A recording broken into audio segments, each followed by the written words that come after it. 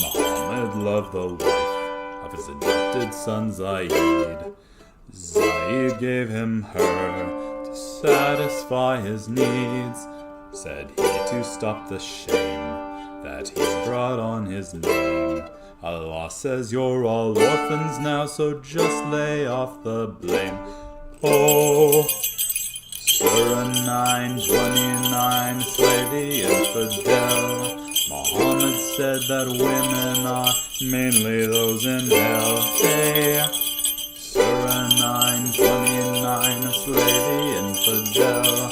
Mohammed said that women are mainly those in hell.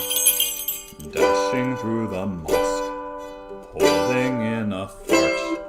Ablution not required unless the stinking starts.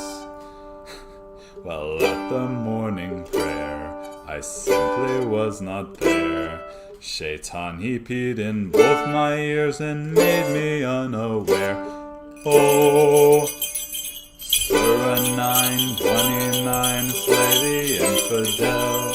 Muhammad said that women are mainly those in hell. Hey, Surah 9:29, slay the infidel. Muhammad said that women are mainly those in hell. For Muslims of today, Allah's words are not so clear. Can't give a blank book, say, please write Quran in here. But isn't this the book that's supposed to save men's souls?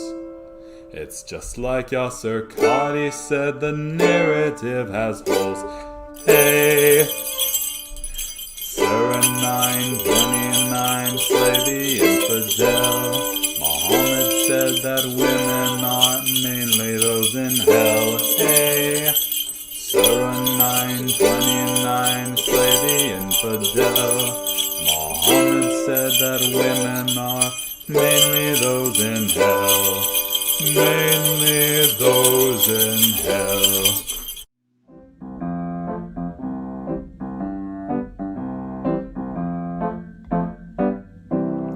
Allah is a false God, a false God, a false God. Allah is a false God, a false God.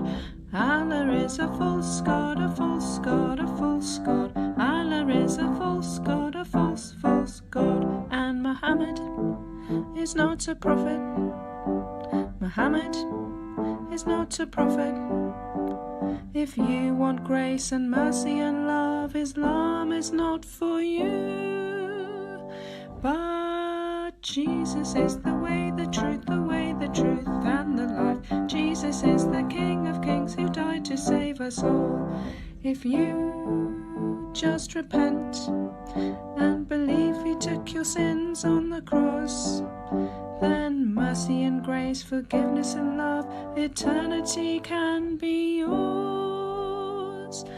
But Allah is a false God, a false God, a false God. Allah is a false God, a false God. Hallelujah. Let Lord Jesus Christ shine forth. Good morning, good afternoon, good evening, wherever you are joining. Welcome to Call In live stream. And yes, he is false God. He is.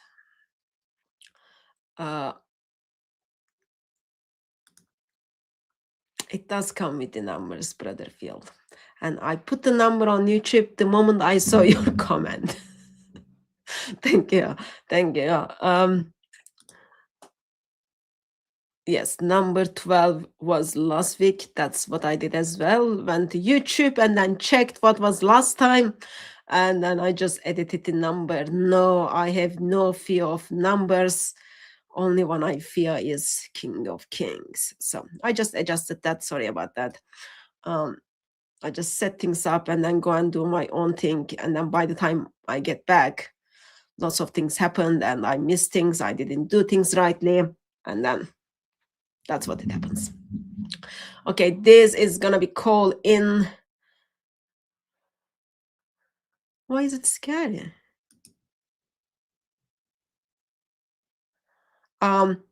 this is going to be call-in stream, and what I did was I put the link in the comments and then I pinned it, so for you to call in,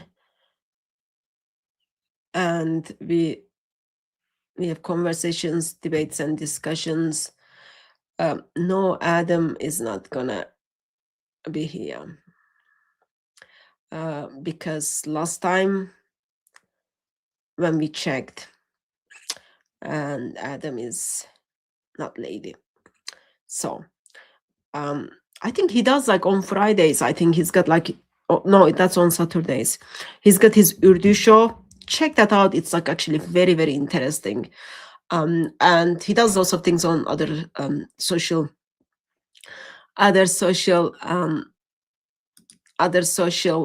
platforms. So check that out. I think he would be really encouraged by the encouragement you show to him.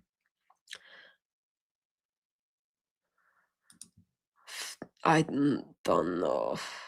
I don't know why is that. The reason there are ads available because I've got to compromise with YouTube, so that's why it's there. Sorry if it is causing stress, but I don't think there is kind of, I can find ways to compromise on that. So if you're not financially contributing to YouTube, it becomes much, much easier for them to just like kind of take your channel down and stuff. So every little thing counts. Okay, so yeah, my channel is being monetized. Lots of my videos are limited stuff or no ads, but yeah, so it's just kind of compromising with YouTube. Or you can simply say like buying down to YouTube, right?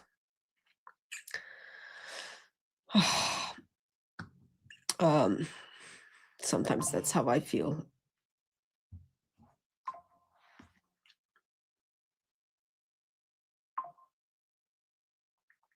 Just a second, sorry.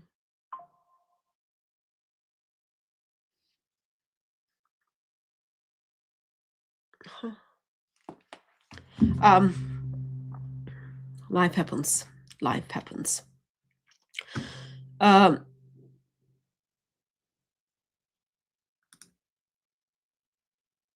No, I didn't see that video. I don't care how he ranks people. Okay. So, what I'm doing is I'm going to take calls and then we will discuss certain things. I'm waiting for other ladies to join. I know Sister Al is not able to make it. So those of you who's got time, pray for the ministries she's involved stuff. And Sister K will turn up. God knows when. Some people work, you know. Okay, so before everyone else comes, I've got 2 videos. I want to share those videos with you. For one of them, I made a short video. I don't know if I made. I think I'm making online that tomorrow. I can't remember if I scheduled it for tomorrow or not. But other one is like painful to watch it, and when things are painful to watch it, and when you make the video, you've got to watch it like just before you make the video, right? So I can't, like, it's very painful. I can't watch it again. So I thought we do it together.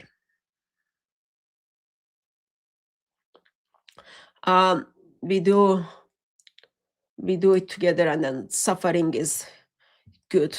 Sharing together. Do you have to get baptized by a church? You mean within church building?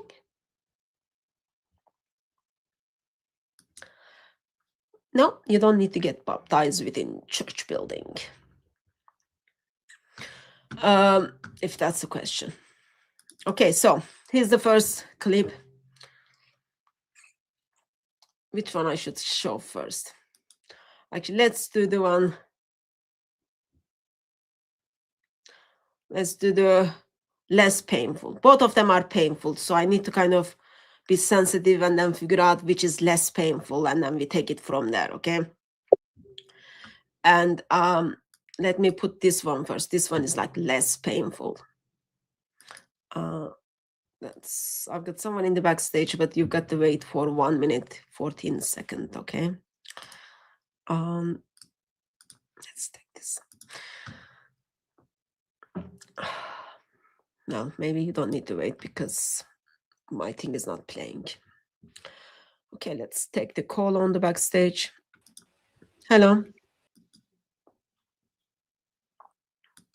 Hello. Hello? Hello, are you able to hear me? Yeah, I can hear you. Who are you? I am a Muslim. You are Muslim? What is your name? My name is Adam.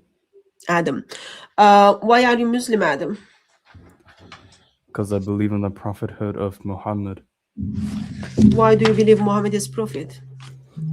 Because he brought many prophecies and miracles.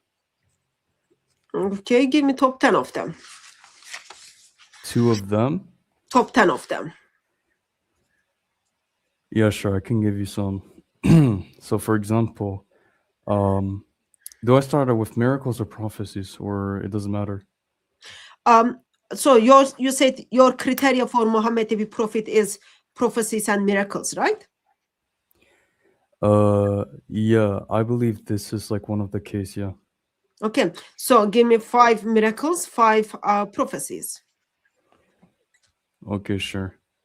So for example, one prophecy would be in chapter 30 of the Quran, chapter 30, verse 1 to 5, with the Roman Empire, which is extraordinary for a claim because the Roman Empire at the time was at a defeat, right?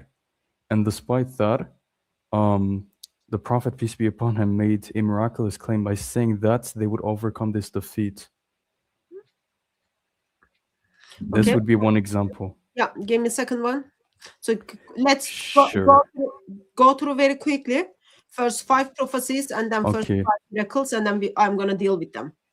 Sure, we can do miracles because I don't have 5 prophecies. I just have to pull up my notes. How come you don't have 5 prophecies? You got only 1, and you think that's enough?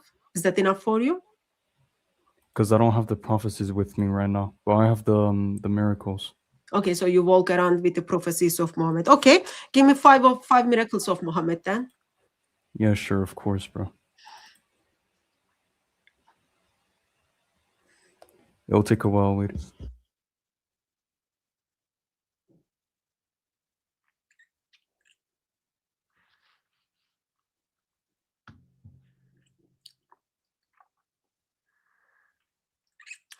We are just waiting. So I'm going to move you down. And once you kind of pull things up, just let me know, because that was like very long pause for you to pull together the miracles of Muhammad. So whenever you are ready, sir, just put in private chat and then I'll take you in. We are waiting for Muslims to pull together his notes to give us the 5 miracles of Muhammad, top 5 miracles of Muhammad. And then we already heard criteria for Muhammad to be prophet is miracles and prophecies. So he didn't have all of his notes with him. We've got only 1 prophecy of Muhammad, and that is Surah 30, verse 1 to 5. Roman Empire is being defeated. So, okay, he's got them. Let's put him back on the screen. Yes, sir. Yeah, thank you. Yeah, that would be one example. But you want to go over it, or do you want me to give every single miracles? Also, you gave me. I didn't hear if you gave me any miracles. So I've got only 1 prophecy done. If you give me your top 5 prophecies of miracles of Muhammad, and then we can handle it from there. I got you. Another one would be how the Quran makes a statement about the Egyptians' belief, saying that neither heaven nor earth wept over them, right? Sir, let me just finish real quick. No, where are you from? Oh, the source, yeah, I got you. It's in chapter 44, verses 29 to 31. What is your source? Where is your source? Where are you getting your source? What do you mean? Like, have you got a book says he's the miracles of Muhammad? Have you got Yeah, we have a statement in the what is it called? The bro, I don't have the name. Oh my God. Let me just search it up the name. yeah, you are The typing hieroglyphs. The hieroglyphs. There we go. Give me- So give me- these. give me Let me just finish. give me These statements. give me 5 miracles of Muhammad. Okay, so give me Yeah, the but first. I have to explain this one in order for you to understand. Then I I'll didn't continue. get the first one, so give me. I write it down. I've got pen and pencil in my Okay, hand. beautiful. Sure. Right. Chapter I'm- 44, verses 29 to 31. This is in reference to an Egyptian belief. 20 Another miracle would be chapter 44, verse 29 to 39. Is that what you said? 29, verse 31. 21 to 31. Okay, that's the miracle number 1. Give me No, some. chapter 44, verse 29 to 31. 29 Yeah, that's the and 31. miracle. That's Okay, your beautiful. Next one is chapter 78, so verse 7. Mr. Muslim.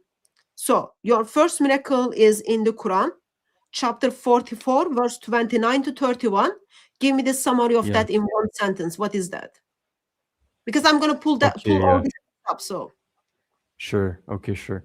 So basically, you have a Quranic statement saying that, in reference to the people at the time of the Pharaoh, that neither the heavens nor the earth wept over them. This is a belief that these Egyptians held for, right? However, the Prophet couldn't have known that because these were written down in the hieroglyphs language, right? Which was inaccessible to the people in Arabia at the time, let alone outside of Arabia. That's your first miracle. Give me number 2 miracle. Sure. Number 2 would be chapter 78, verse 7. 78, verse 7. Give me one in one sentence summary of that. Well, I'm lagging. What is chapter 78? Beautiful. So one summary about this, that the mountains are similar to icebergs. This is from a... Yeah, it says the mountain, and then Allah made the mountains as its pegs in reference to the earth. And we have a study by one university in Berlin, which says, let me just... No. So I'm not giving you platform to preach it. I'm giving you platform to give me your preaching it. Give me your bullet points. I write down your bullet points. And then we are going to break all of this down. Patience, okay? So give me your third miracle. Third miracle, I got you. Chapter, let me find it. It's chapter 96, Al-Alaq. No, 98, I'm sorry, 98 verses 15 to 16. It's about the lying sinful forelock. Say it again. It's about the lying sinful forelock, or in another word, the prefrontal cortex of the brain. Okay, miracle number 4. Miracle number 4 is about how Allah subhanahu wa ta'ala sent iron down from heaven. Allah sent iron down from heaven? Which is in chapter 57, if I'm not mistaken. I'll check out for the verse later on. Number 5, please. Number 5 is pain receptors. So in chapter 4, verse 56. 56, summary of it? Yeah, pain receptors. So Allah replaces the skin with another one, so the this believer will feel the pain again. Okay, so thank you. So Mr. Muslim, you pointed out that you are Muslim because you believe Muhammad is prophet, and your criteria for this that he made miracles and he prophesied. Okay, correct me if I misunderstood anything. And your prophecies list, I asked you to give me 5.4 prophecies.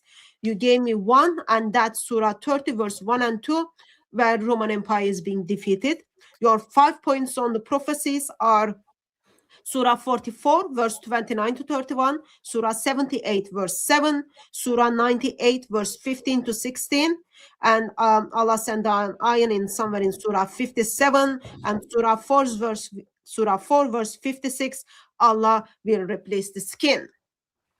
Okay, so now let's get to very basics. Mr. Muslim, can you point out for me where did you get the criteria of Muhammad to be prophet because of the miracles and the prophecies?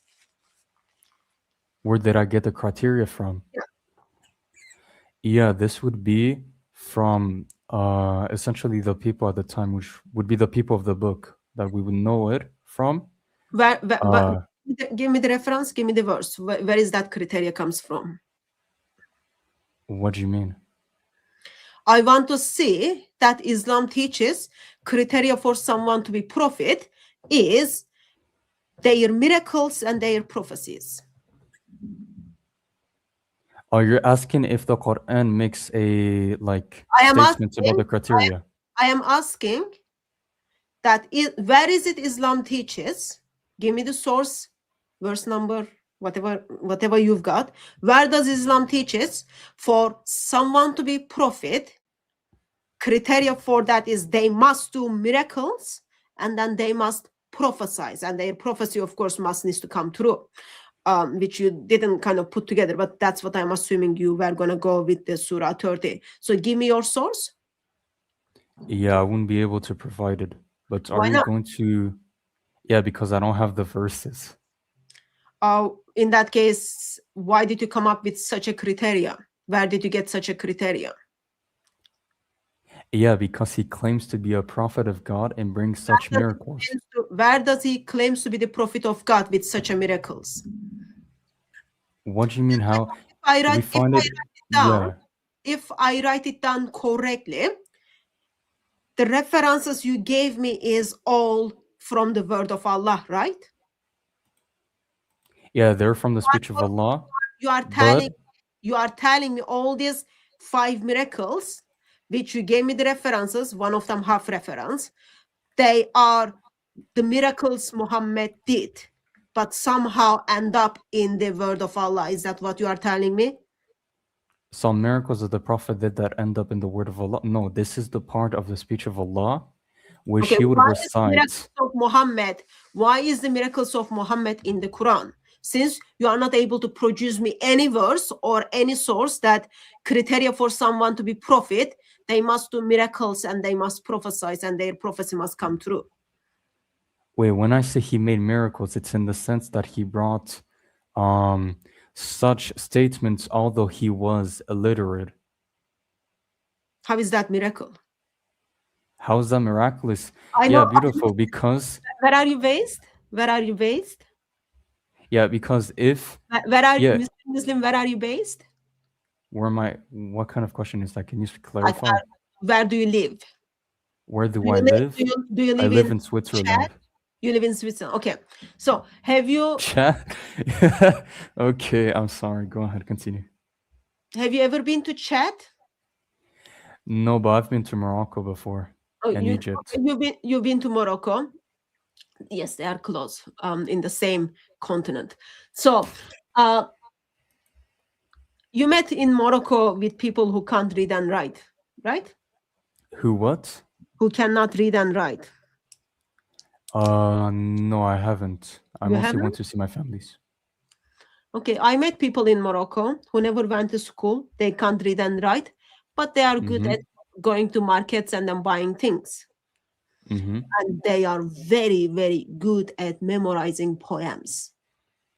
And they are very, very good at telling bedtime stories to their kids. So, I don't think your criteria, Muhammad couldn't read and write, but he come up with these statements in the Quran, will meet with the criteria that Muhammad is prophet because he made these miracles. Wait, repeat that last part. I wasn't listening well. Why weren't you listening well? Because you cut off. Because I cut off? Yeah. Okay. So, you stated that one of the reasons that you believe Muhammad is prophet because he made miracles, but you gave me no miracles, right? Yeah, I did. Which one is the miracle of Mohammed? Yeah, the 5 verses in question that I sent to How, you, how as well as come, one how come, prophecy. how come they are the miracle of Mohammed? When you say miracle of Muhammad, what do you mean by that?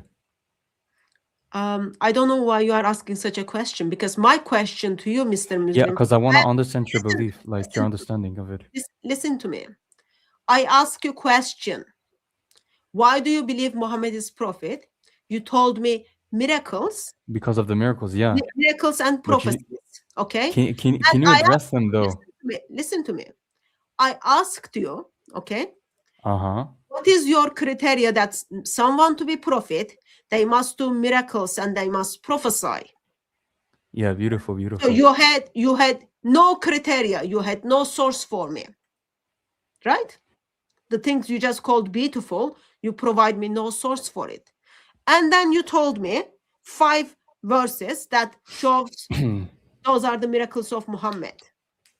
Yeah, I okay. am The thing is trying that, to understand. can I For interject? May I interject?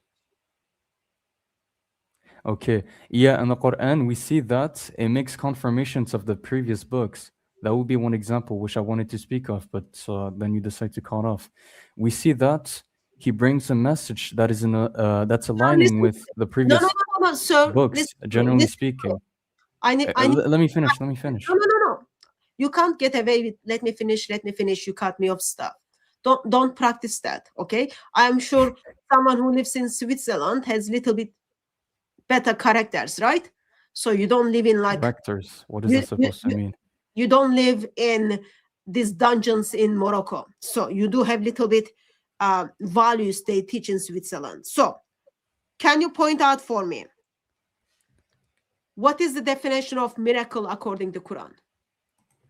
Pardon? What is the definition of the miracle? An extraordinary act. Or like a Extraordinary supernatural event.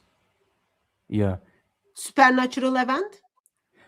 Yeah, in a sense, Okay. yeah. That would be performed by God, Give me some reference. usually through his prophets, which in Give me order to reference prove their for that prophethood. definition. Give me reference for that definition. Bro, what? Give me reference for that definition. Do you have reference for that You're definition? asking, I give you the verses. Can you just address them? You're asking for meanings of each word. Sir. Okay, so you don't have the definition reference for the miracle. So according This to is the you, miracle. semantic I'm going by. Can you address now the verses or not? If you're going to put me down, go ahead. But I want you to at least address them. Sir, you didn't give me any miracle. What do you want me to address? Madam, listen, okay? I am listening. First of all, This is my listening. let's start with pain receptor, okay? Can you bring your contention against that? Is that a miracle or not for an illiterate man to bring such verses? I just told you I met people who never went to school, but they can memorize whole things, and then their vocabulary is very, very good. So how is that proof? All that prove Muhammad did miracle. Okay, beautiful. I will grant you that if that was a one verse. However, this is not the only verse. There are other verses such as the miracle of the blind forelock, such as the prophecies, such as what the Egyptians believed, but we didn't have translation for the hieroglyphs. Therefore, we couldn't tell like their actual belief system, except that the Quran revealed that. And we didn't know about that until the 18th century. And there are much more than that. So the fact that there's a compound of many, many miracles coming from an illiterate man makes it, in a sense, supernatural. No. So it attests to his prophethood. Okay, beautiful. You said no. No, Can you sir. provide the contention? Can you provide me the contra? Yeah. Sir, how do you want to have the conversation? I do want to have a conversation, but you keep on talking about semantics. Sir, how do you want to have the conversation? I want you to address the verses I brought up. Okay, prove me those are the miracles. So since when the miracle of Muhammad end up in the Quran? Problem number one, okay? Prove me those are miracles. Prove me those statements are like impossible things just happened. I don't understand where you left your brain. Somewhere in Morocco? Seriously, like I'm trying to be as patient as I can. But like Wait, when did I tell you I'm Moroccan? the level you are coming is really, really disturbing. So prove me. First of all, you had no reference that the criteria for someone to be prophet, they must do miracles and they must do prophecies, that their prophecy must come true. Okay, that's the first point. Second point, hold that 5 verses. Which of them is miracle? They are statement. Knowing what happened last week, guessing what might happen next week, doesn't make that miracle. We repeat that. If something about what? Why do you want me to repeat it, sir? Yeah, because it literally you cut off. I have a really bad internet connection. I am able to hear you very well. How come you've got very bad internet? Because I have a bad internet connection. You've got bad internet connections in Switzerland? Yes, it happens. Do you know there is verse in the chapter in the Quran called Surah 13? Chapter 13, yeah. What about that? Can you open that chapter for me? Can you go to the Quran and then Okay. share your screen for me? And share my screen, okay, sure. Mhm. Where is it?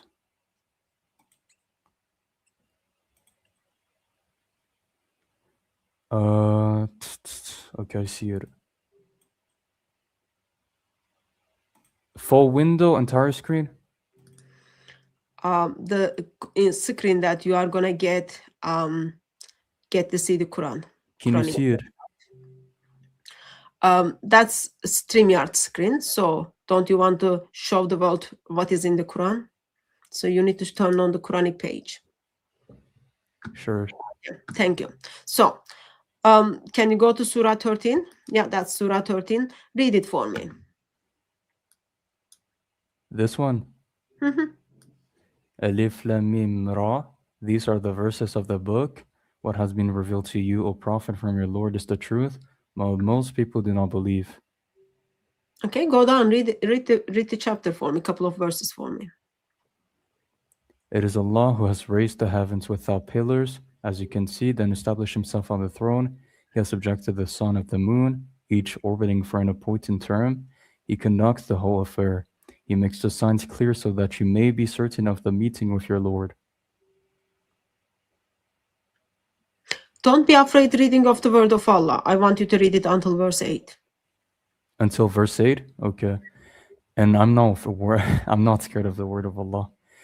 And he is the one who spread out the earth and placed firm mountains and rivers upon it, and created fruits of every kind in pairs. He covers the day with nights. Surely in this are signs for those who reflect. And on the earth there are different neighboring tracts, gardens of grapevines, various crops, palm trees, some stemming from the same root, others standing alone. They are all irrigated with the same water, yet we make some taste better than others.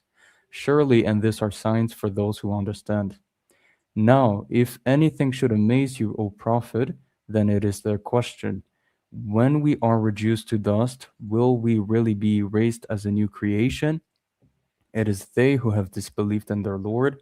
It is they who will have shackles around their necks, and it is they who will be the residents of fire. They will be there forever. They ask you, O Prophet, to hasten the torment rather than grace, though there have already been many torments before them. Surely your Lord is full of forgiveness for people despite their wrongdoing, and your Lord is truly severe in punishment. The disbelievers say, if only a son could be sent down to him from his Lord. You, O Prophet, are only a warner, and every people had a guide. Allah knows what every female bears, and what increases and decreases in the wombs. and with him everything is determined with precision. I'm Okay, assuming it's about verse 7, right? That yeah, he's only a warner. that's what I said to you, right? So what is the verse? Can you read the verse again for everyone? Sure. The disbelievers say, if only a sign could be sent down to him from his Lord, you, O prophet, are only a warner. Is this what you're talking about? What is the disbelievers are saying? What the disbelievers, that if only a sign could be sent down from God, meaning like a miracle. Okay, if there is only miracles sent down from your Lord, we would believe you, right? Allah is saying that to Mohammed to pass it to around, right? And what is the response to that? That you, O prophet, are only a warner and every people had a guide. Okay, so what is warner means? Yeah, it would be like a messenger, one who would bring the message. Warn people about something, right?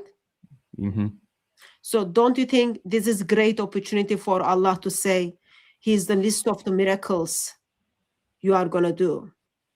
He is the miracle show of the world. Don't you think this is great place? Because people are asking for miracles, right? Yeah, okay. Sure. But do you think this is a holistic response? No, but. So go to Surah 6. Sure, I got you. Verse what? Read it from, let's say, verse 105 onwards. I'm going to ask you to read 5 verse from here. Okay? Surah 6, verse 105. 105. 105. 105.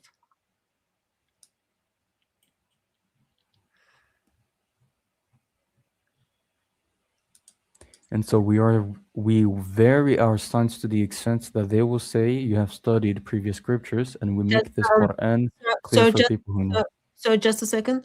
I've got someone in the backstage. If you can be a little bit patient, I will take you in once I finish with the caller. So once you kind of put the things in the chat, it becomes distraction. So if you can hold that for a minute. Yes, sir, go ahead. Yeah. Shall be quick. Yeah, this is yeah, sure. So you read this Quran, from 105. Listen, we want to hear the word of Allah from verse 105 to verse 110. Okay? To 110. Can I not just read the verse in question? No. Read. So you don't want to know the context? I mean, you can just give the verse. It's fine. No. Just read it, sir. Just read it for us. Follow what is revealed to you from your Lord. There is no God worthy of worship except Him, and turn away from the polytheist. Had Allah willed, they would not have been polytheists. We have not appointed you as their keeper, nor are you their maintainer. O believers, do not insult what they invoke besides Allah, or they will insult Allah spitefully out of ignorance. This is how we made each people's deeds appealing to them. Then to their Lord is their return, and He will inform them of what they used to do. They would swear by Allah their most solemn oaths that if a sign were to come to them, they would certainly believe in it. Say, O Prophet, signs are only with Allah, while we'll make you believers realize that even if a sign were to come to them, they would still not believe.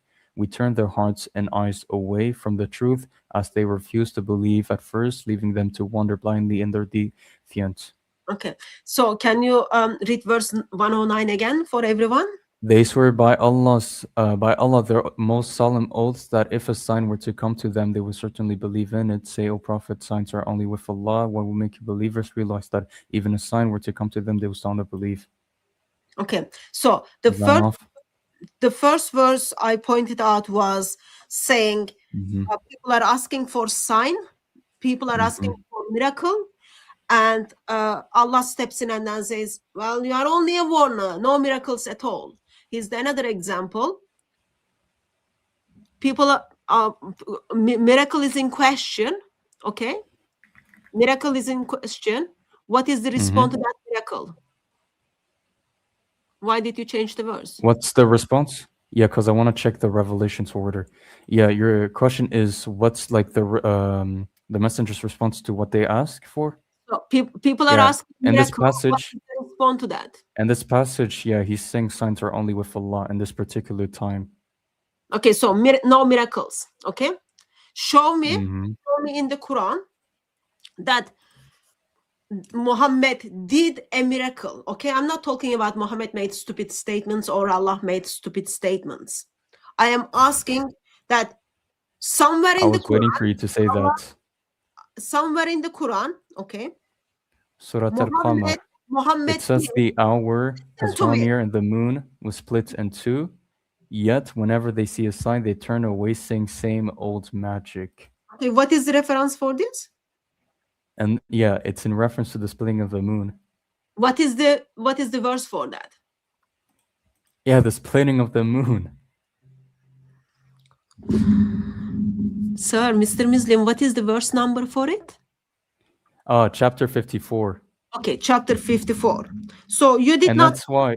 listen Can to I me. just make one point? No, 'Cause just, you've been talking for a while. can you just listen to me? Listen to me. Okay. Okay. So I ask you question. Okay. Give me 5 verses, your top 5 miracles, right? Spreading the moon was not one of the top 5 miracles. Your top 5 miracles were, oh, this interesting thing apparently end up in the Quran, therefore they are miracle. It's part of the miracles. I just mean bring now this we up. are identifying they've got nothing to do with miracle because Allah says Wait. no miracle at all. You are just a warner. Miracles are for me, not for you, Muhammad. Okay, that's the point 1. That's what Allah says. I'm just passing the word of Allah to you. Okay, that's the Beautiful. first one. So now, second thing is, now you come up with something brand new which was not on your list. That Muhammad split the moon, right? Yeah. So can I just interject for this one, and then I'll let you speak. I'll let you speak after. It's 5 seconds. 5 seconds. Muhammad 5 seconds. split the moon, right? Muhammad split the moon. Yeah, I do believe in that miracle. So But let me speak. Listen to me. Besides Muhammad splitting Aisha's moon, when else did Muhammad split the moon? Which time of the year? Which time of the year? Yeah, I'm ignorant on it. I only know that it's a miracle performed, which we find it in the hadith. When? Yeah, I told you I'm ignorant on it. I just know that it's a miracle said in the hadith as well as being mentioned in the Quran. Sir, where is that verse is coming from? Is it Mecca verse, Medina verse? I can search it up.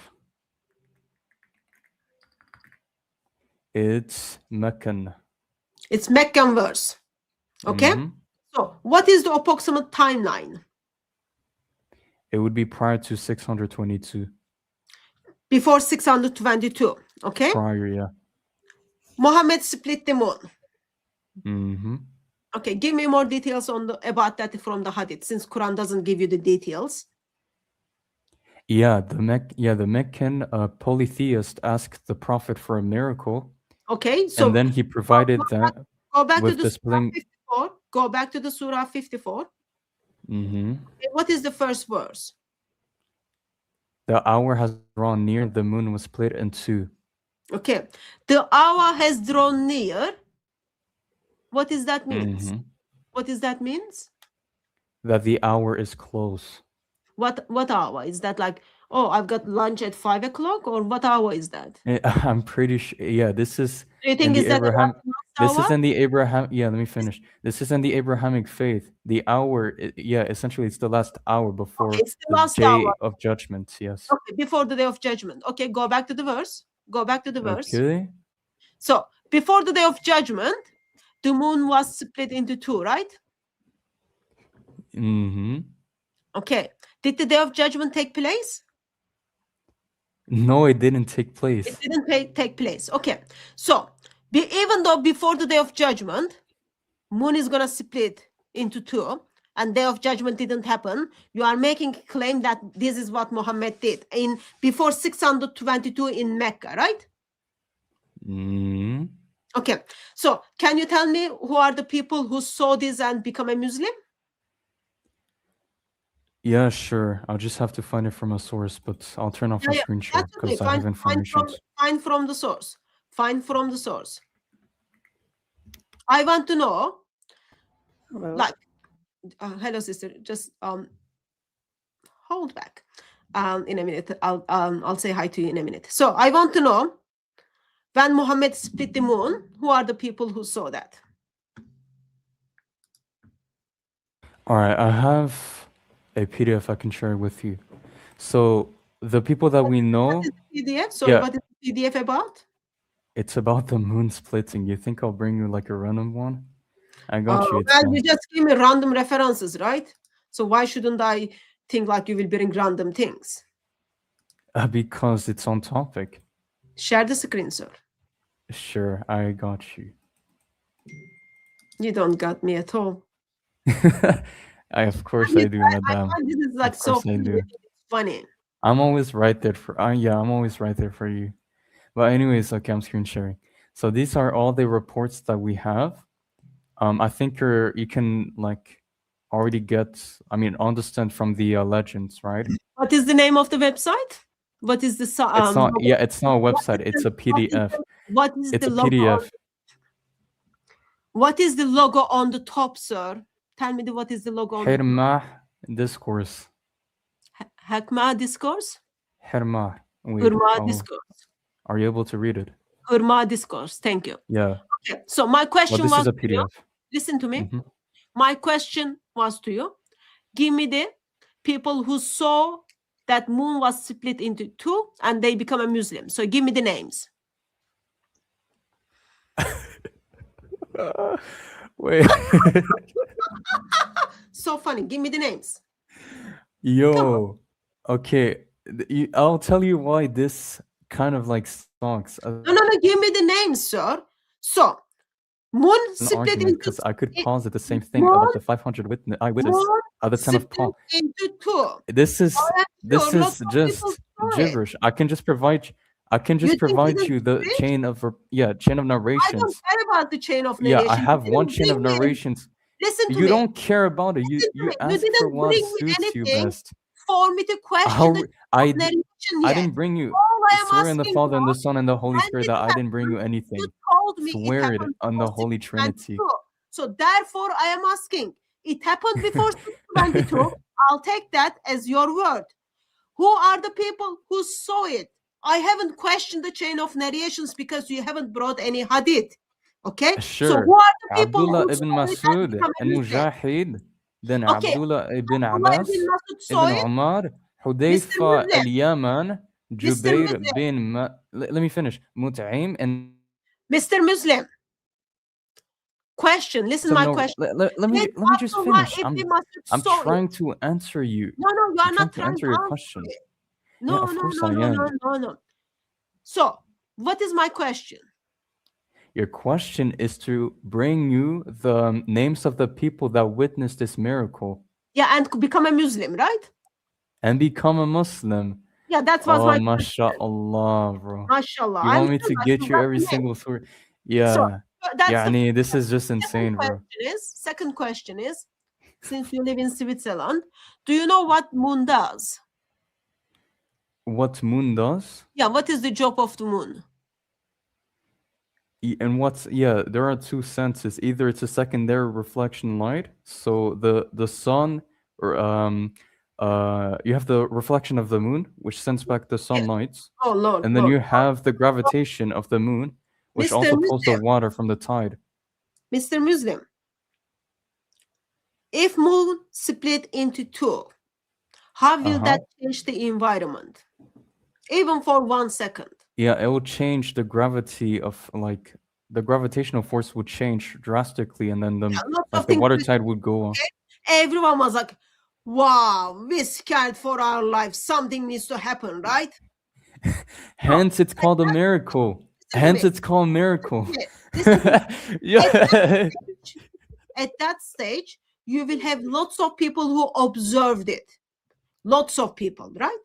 So therefore, with lots of these people who observed it, and I am so positive, Mr. Muslim, some of them would see such a miracle and become a Muslim. So give me the names of these people. That's all I'm trying to find. That's all I'm trying to do. I'll answer that after you tell me the names of the 500 witnesses at the time of the post-resurrection.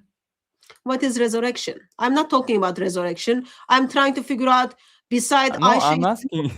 is Mohammed splits the moon. All I'm trying to figure out, who witnessed that? Because the Yeah, word I can give you the verse, listen. you read I it, can give you the chains of says narration this is of about the what the last hour. companions said about the event. They witnessed it and Yeah. they Who narrate witnessed this it? event. That's what I'm asking. Who witnessed it? Okay, beautiful. And that's what I'm trying to answer. The names are here. The Where did you get source those names? link.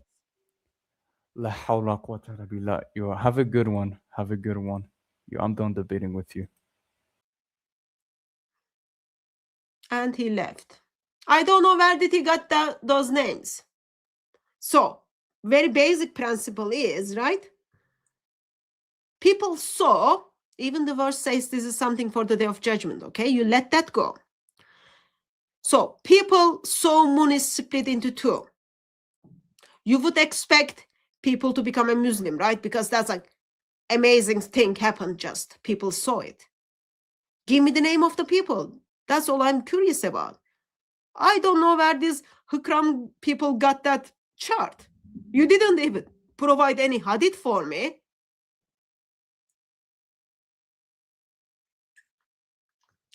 Those of you who are curious regarding Mohammed split the moon, as I pointed out 2 verses earlier, people ask Muhammad for miracle, and Allah stepped in. No. Miracle is, you are not a miracle maker, you are a warner. People did miracle before you, no one believed in them. Okay, so no miracle for you, Muhammad, according to Quran.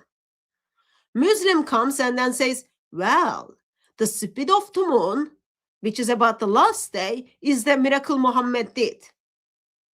All I am doing is like asking very basic question. People saw it. It is impossible to see someone split the moon. Someone beside Muhammad saw it, right? All I'm trying to figure out, give me the dates. He said this happened before Medina, right? It happened in Mecca, before 622. Muhammad went to Medina, lived in Medina, and then got back to conquer Mecca, right? Whole 10 years. That process takes whole 10 years. Don't you think, just like without even thinking, okay? A man just split the moon. We witnessed it, and this man is running for his life to the Jewish towns, Jewish cities. He comes back. You would put red carpet in front of him because all the miracles you've seen, he's done it. For 10 years, Meccans still didn't become a Muslim. Oh, maybe reason for that is because this is about the last hour. Okay. And then all you need to do is, let me put it on the, why is that coming up? Let me put it on the screen. All you need to do is look at this thing called tafsir. You know, there are Muslims who thought word of Allah wasn't good enough. So they are going to unpack the word of Allah. And they've got like writings after writings after writings. Okay. So all you need to do is look at the explanation and unpacking of the word of Allah. Okay. And none of you needs to be Einstein. This hadith is about last hour. Okay. It didn't happen before 622. It did not happen before 622. So I just wanted to point that out and then say hi to Sister Kay. Hello, sister. Thank you for having me. How are you doing? I'm doing well by God's grace. I can't complain. The splitting of the moon, I just wanted to point something out to you because you're a filthy unbeliever. People didn't see it because they were asleep at night. Remember, Farid brought that out? That's why no one else saw the splitting of the moon, that because people were sleeping at night. Have you ever been in earthquake? No, thank you, No. Lord. No. I've been in earthquake. We had this very big earthquake in just city next to Istanbul. And have you ever lived somewhere very close to sea? Let's say, have you ever put your tent very close to beach? Yes, Yes. Okay. What happens at night? the moon comes out. And what happens with your tent? I prop my tent up and I sleep under it. What do you mean? Okay, so I'll tell you what happens. When your tent is close to the water at night, that water comes out, Oh yeah, it recedes. It comes close to you. okay? And then you wake up. You can't sleep, okay? You wake up because you are wet. Water entered into your tent. I have been in that place, okay? Even though you are like,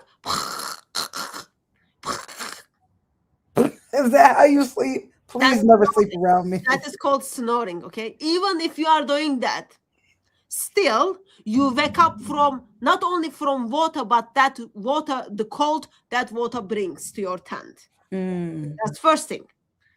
Earthquake. When earthquake happens, doesn't matter how fast you snore, okay? You wake up. Yeah. You wake up. So, yeah, people were sleeping. Never mind the watchmen that typically were on the walls of People were sleeping so walled deep. cities. Yeah. Who had to watch. They had, the watchmen who stayed up at night. Let me also ask something. People are asking Mohammed for a miracle, right? Uh-huh. And then Allah steps in and then says, okay, Mohammed, I got your back, man. I'm going to give you miracle. And I'm doing this miracle so people believe in you. Best time to do this miracle is when? While everyone is sleeping and snoring, so that no one get to see it. Yeah. Yeah. Yeah, no one, I mean, and if you look This at miracle is for Mohammed. Just between, this is our romantic moment, Mohammed. See, this is the thing I am doing for you. I love you so much, Mohammed. I'm gonna split the moon, and I don't want anyone, not only in Mecca, but like other part of the world, okay, Yeah. to witness to it. So I will be doing that exactly the same time while everyone is sleeping, okay? I'm gonna do that as like, let's say 2 o'clock in the morning. Even though in Japan, 2 o'clock in the morning is different in Mecca, but I'll make sure they are sleeping. Oh, 2 o'clock in the morning in Mecca is very different in America. But don't worry, I'll make sure they are sleeping because this is our quality moment together. Yeah. That's what it is called love. Come on, guys. And that's my question. Just a second. When was the last time someone did something such a romantic for you? They split the moon for you. Yeah, I can't recall. Yeah, when was the sometime, like you don't even get someone to cook for you, let alone split the moon. Anyway, yes, Sister K, make your point. I just want to know that if your Quran says that Muhammad did no miracles, that's what your Quran said. He's but a warner. But then your Hadiths say he did do miracles. Like some of them go so far and say like water came out of the tips of his fingers and stuff like that, right? Healing the sheep, all those kind of things. Who do you believe? Because it seems like Muslims relatively believe the Quran and then they don't, and then they like the Hadiths better. It's kind of like picking out a meal. Like, oh no, I like that better today. Yeah, that is weird to me. Like, what do you do with that? Especially if Allah's word is supposed to be top and above all. It shouldn't be, oh, well, he did do miracles, but Allah said he didn't. So who's lying? The Hadiths, you, or Allah? And only one of them can be Allah. Clearly Allah. Yeah, he is the best of deceivers. Thank you very much for your generosity. 1972 Muslims. You see, my prophet had strength of 30 zoots. This is miracle. Yeah, that's one of the greatest miracle out there. Mm-hmm. Thank you very much for your generosity. God bless you, Atun, and bless your patience and endurance. I don't think I've got skills or gifts of patience, but thank you. Explain how semen comes from the spine per Quran. Well, he is gone. But miracle.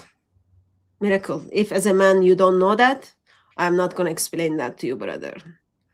Tafsir is illegal. The illegal immigrants.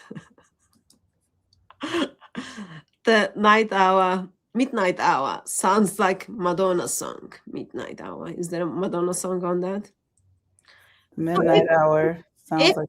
If Farid is correct and people are sleeping night, then the question is, like, why would you make a miracle? Just like that's like romantic thing you are doing between you and your partner, right? Anyway, I've got two people in the backstage, sister. I haven't even watched the 2 videos I was gonna watch. Hello. Hello. Oh, how you doing, Sister Tash? I'm good, thank you. Are you Muslim? Are you Christian, sir?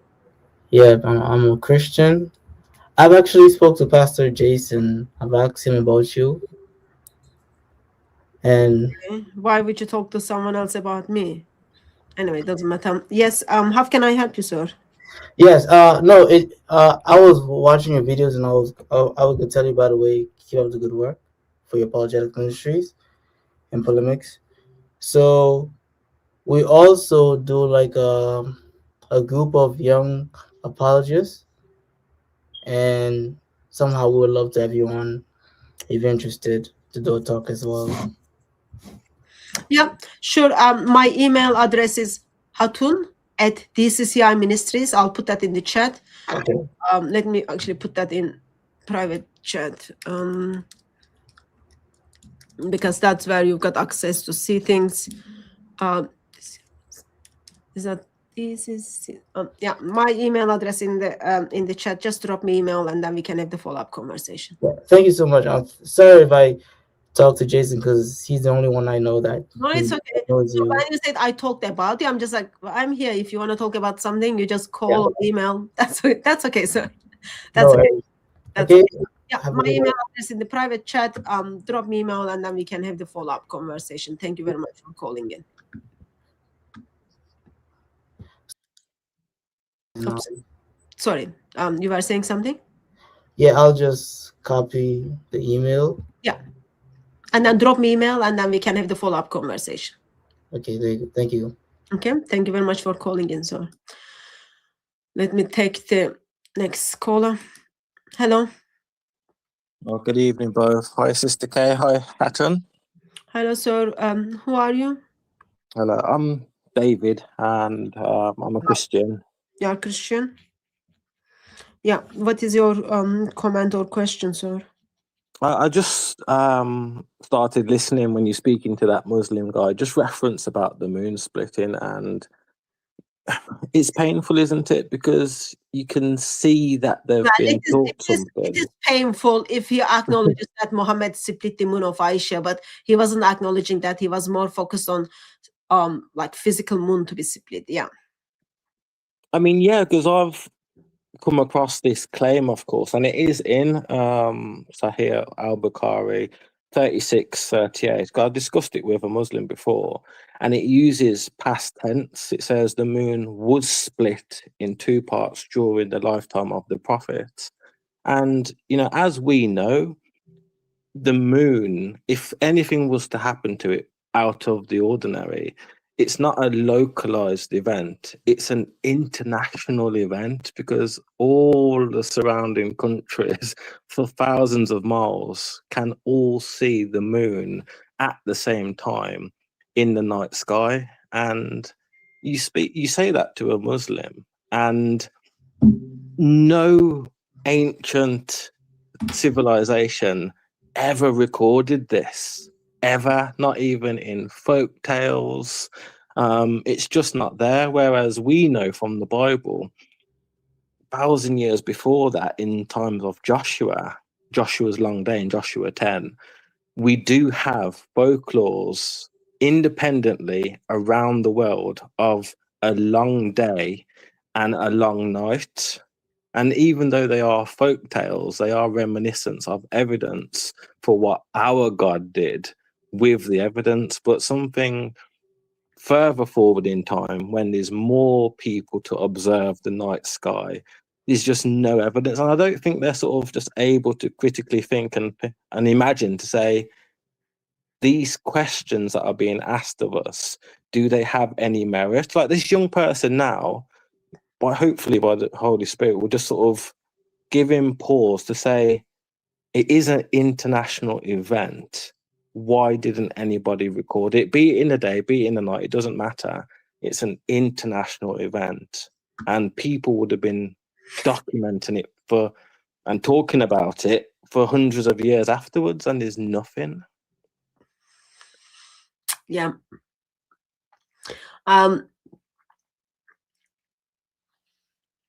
What do you want me to say? It's not a miracle. It's not a miracle. It's not a miracle. So it's just a lie Muslims are talking about. But as I said, also Quran, Quran talks about this is something for the last day. So any other comment you wanted to make on it? I've got 2 more people in the backstage. Yeah, just very quickly. I think I do think it is painful for Muslims in terms of, because this is real, isn't it, what we're dealing with, whereby I don't think they're brought up, I mean, you know better than us, brought up in a culture whereby you can question things. So Christianity, been around for 2,000 years, of course, but since the Enlightenment, it's had 250 years worth of the very top intellectuals in the world critiquing Christianity, questioning it, pulling it apart, putting it back together, trying to ridicule our religion, which is fine, which no theology should be beyond dispute in terms of questioning it. But we've had hundreds of years of learning how to defend ourselves. I personally don't think Islam has had 20 years. It's not even had 15 strong years of critique by, 20 years ago, there's no such thing openly as ex-Muslims. There was no such thing as holes in the narrative. It was all sort of apologetics from Christians. But now, thanks to you guys, you're doing polemics, whereby now Muslims are having to answer these stupid claims that they have.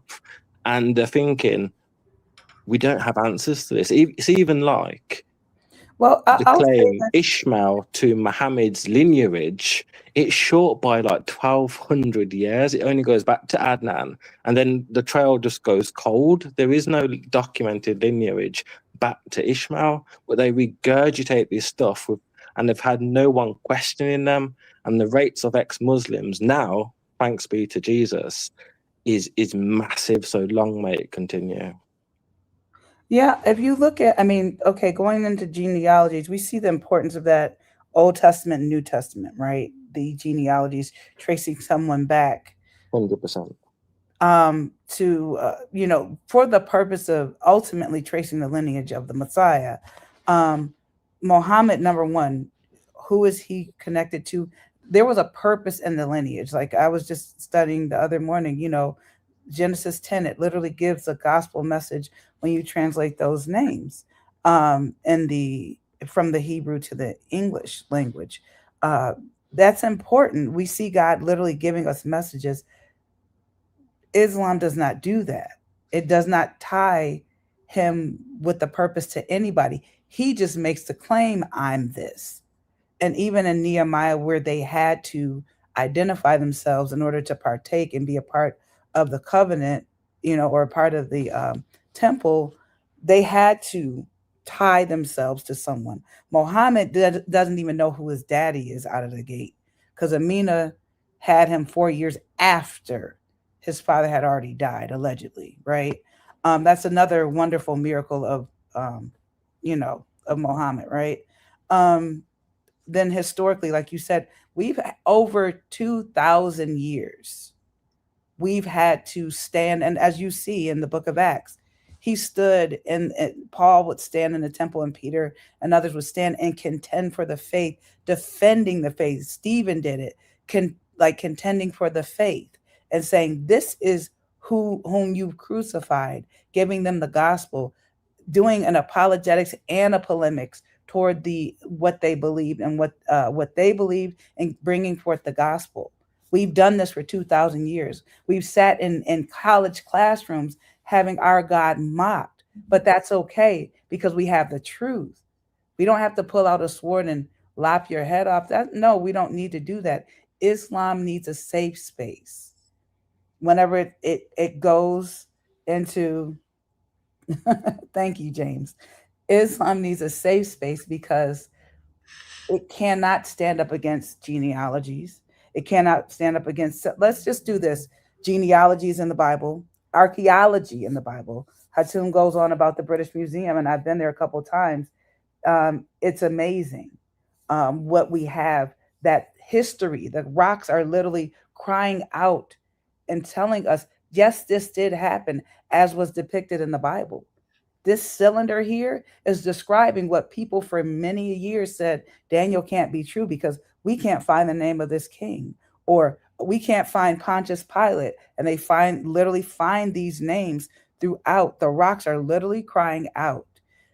But in Islam, they are building up. They're building up the Middle East at alarming rates. You'd think you would have hit something, anything. If you go to the British Museum, if you get a chance, go to the Islamic room. They have coins on it with a cross on it. What does that have to do with Islam?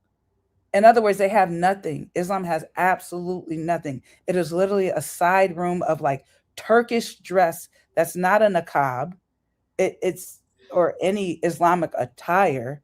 So they have nothing. But when you go throughout the whole entire museum, you see the doors of Nineveh. You see the stele that talks about Judah paying tribute, as we have in the Bible. So again, historically, not only because we have the truth, we can stand up against anybody that challenges it. Islam does not have the truth. Therefore, they need a physical sword to defend their one-legged God. Okay? We don't need that. Because the truth stands, whether you or I believe in it, whether somebody takes our lives for believing in it, it's the truth. Yeah, I agree. Allah, whoever said that, Allah is handicapped. So we got to be careful. We don't want to make fun of we don't want to be ableist, But yes, thank you. Thank you for calling in. Yeah, because like you say, the Bible, you can tell that the God of the Bible is so particular. The painstaking lineage, the tabernacle dimensions, even into the New Testament, this person begot this person, begot this person. So, and you can see the flair of the writer throughout the Bible. It's so detailed. And I set apart then to read the Quran because I was thinking, can this be from the same author? Because there's going to be a flair to it. There's going to be a way that you can tell. It's like when a student's paper is marked by the teacher. Even if you used to swap the names, a good teacher would know which pupil has written that assignment because you understand how they put words together. You understand the detail. You understand the level. So I'm reading through the Quran, and there's no detail. There's no intricacy. There's nothing here. And this is what happened back in the 7th century. The Jews went, you ain't from our God. They laughed at Muhammad. They said, you've got no miracles. You don't know our culture. You don't know our history. And then that failed. So he went to the Christians. Jesus spoke of me. And no doubt they would have said, well, explain where you fit into this. Explain the gospel. Explain this. And he couldn't. So both the Jews and the Christians laughed at him. And nobody believed in his word, not even his own people. And supposedly he was trustworthy. You could leave your money with him, leave your weapons with him. So when he says, I'm the final prophet, even his own people ran him out of town. So it just doesn't stand up. And it's horrible. It's horrible when you have the realization you're following a lie that doesn't stack up. Absolutely. Yeah. Sister Atun, what are your thoughts on this? You've given tours of the history, and as well as you've studied this at great length. And Well, I might do historical tour stuff, but I never went back to 7th century and then see the moon split. So, why not? brother, thank you very much for calling in. I've got a couple of other people in the backstage. I'm gonna take them. So God bless you both. Good night. feel free to call again. God bless you, brother. God bless you. Hello. Hello. So, Hello? the stream says Who are you? me. Mm-hmm. I'm not. No, don't worry about it. So, but No, if you hold on. Just Do you have a name? yeah, just give a yeah, name. just call me Saint. Saint. Are you Muslim? Are you Christian, sir? I'm Muslim. You are Muslim? Yes. Did Wait. you call us earlier? Did I call? No, I didn't. This is my first time on the stream. Okay. Why are you Muslim, Mr. Muslim? I mean, like the stream says, ask a Christian woman. So I had a question. I don't think you're the one supposed to ask questions here. That's why I'm asking the question, why are you Muslim? Yeah, because Islam is true. So can I ask you a question now? How did you come to conclusion that Islam is true? Yeah, because I make a distinction between Christianity and Islam. Christianity is false, therefore Islam is true. How did you come to conclusion that Christianity is false, Islam is true? Because the Trinity is impossible. Trinity is impossible? Yes, sir. What is Trinity? The Trinity is just going to be the principle that we have 3 persons, 1 divine essence. 3 persons, 1 divine essence, and you think that's not true? I think that's not compatible with reality. Okay. You said you are Muslim. Can you bring up your arguments from the Quran? First, I'm asking, what does Quran says about wait? Trinity? I came here to ask a question because, like, I'm actually. Pull together yourself. Pull together yourself. Wait, man. The stream says ask a Christian woman. Okay, but you're in her life. Hey, when Muslim. you come into someone's house, you show some respect and you do what they say. No, you don't get to come in and run. Hey, you don't get to come in and run the show.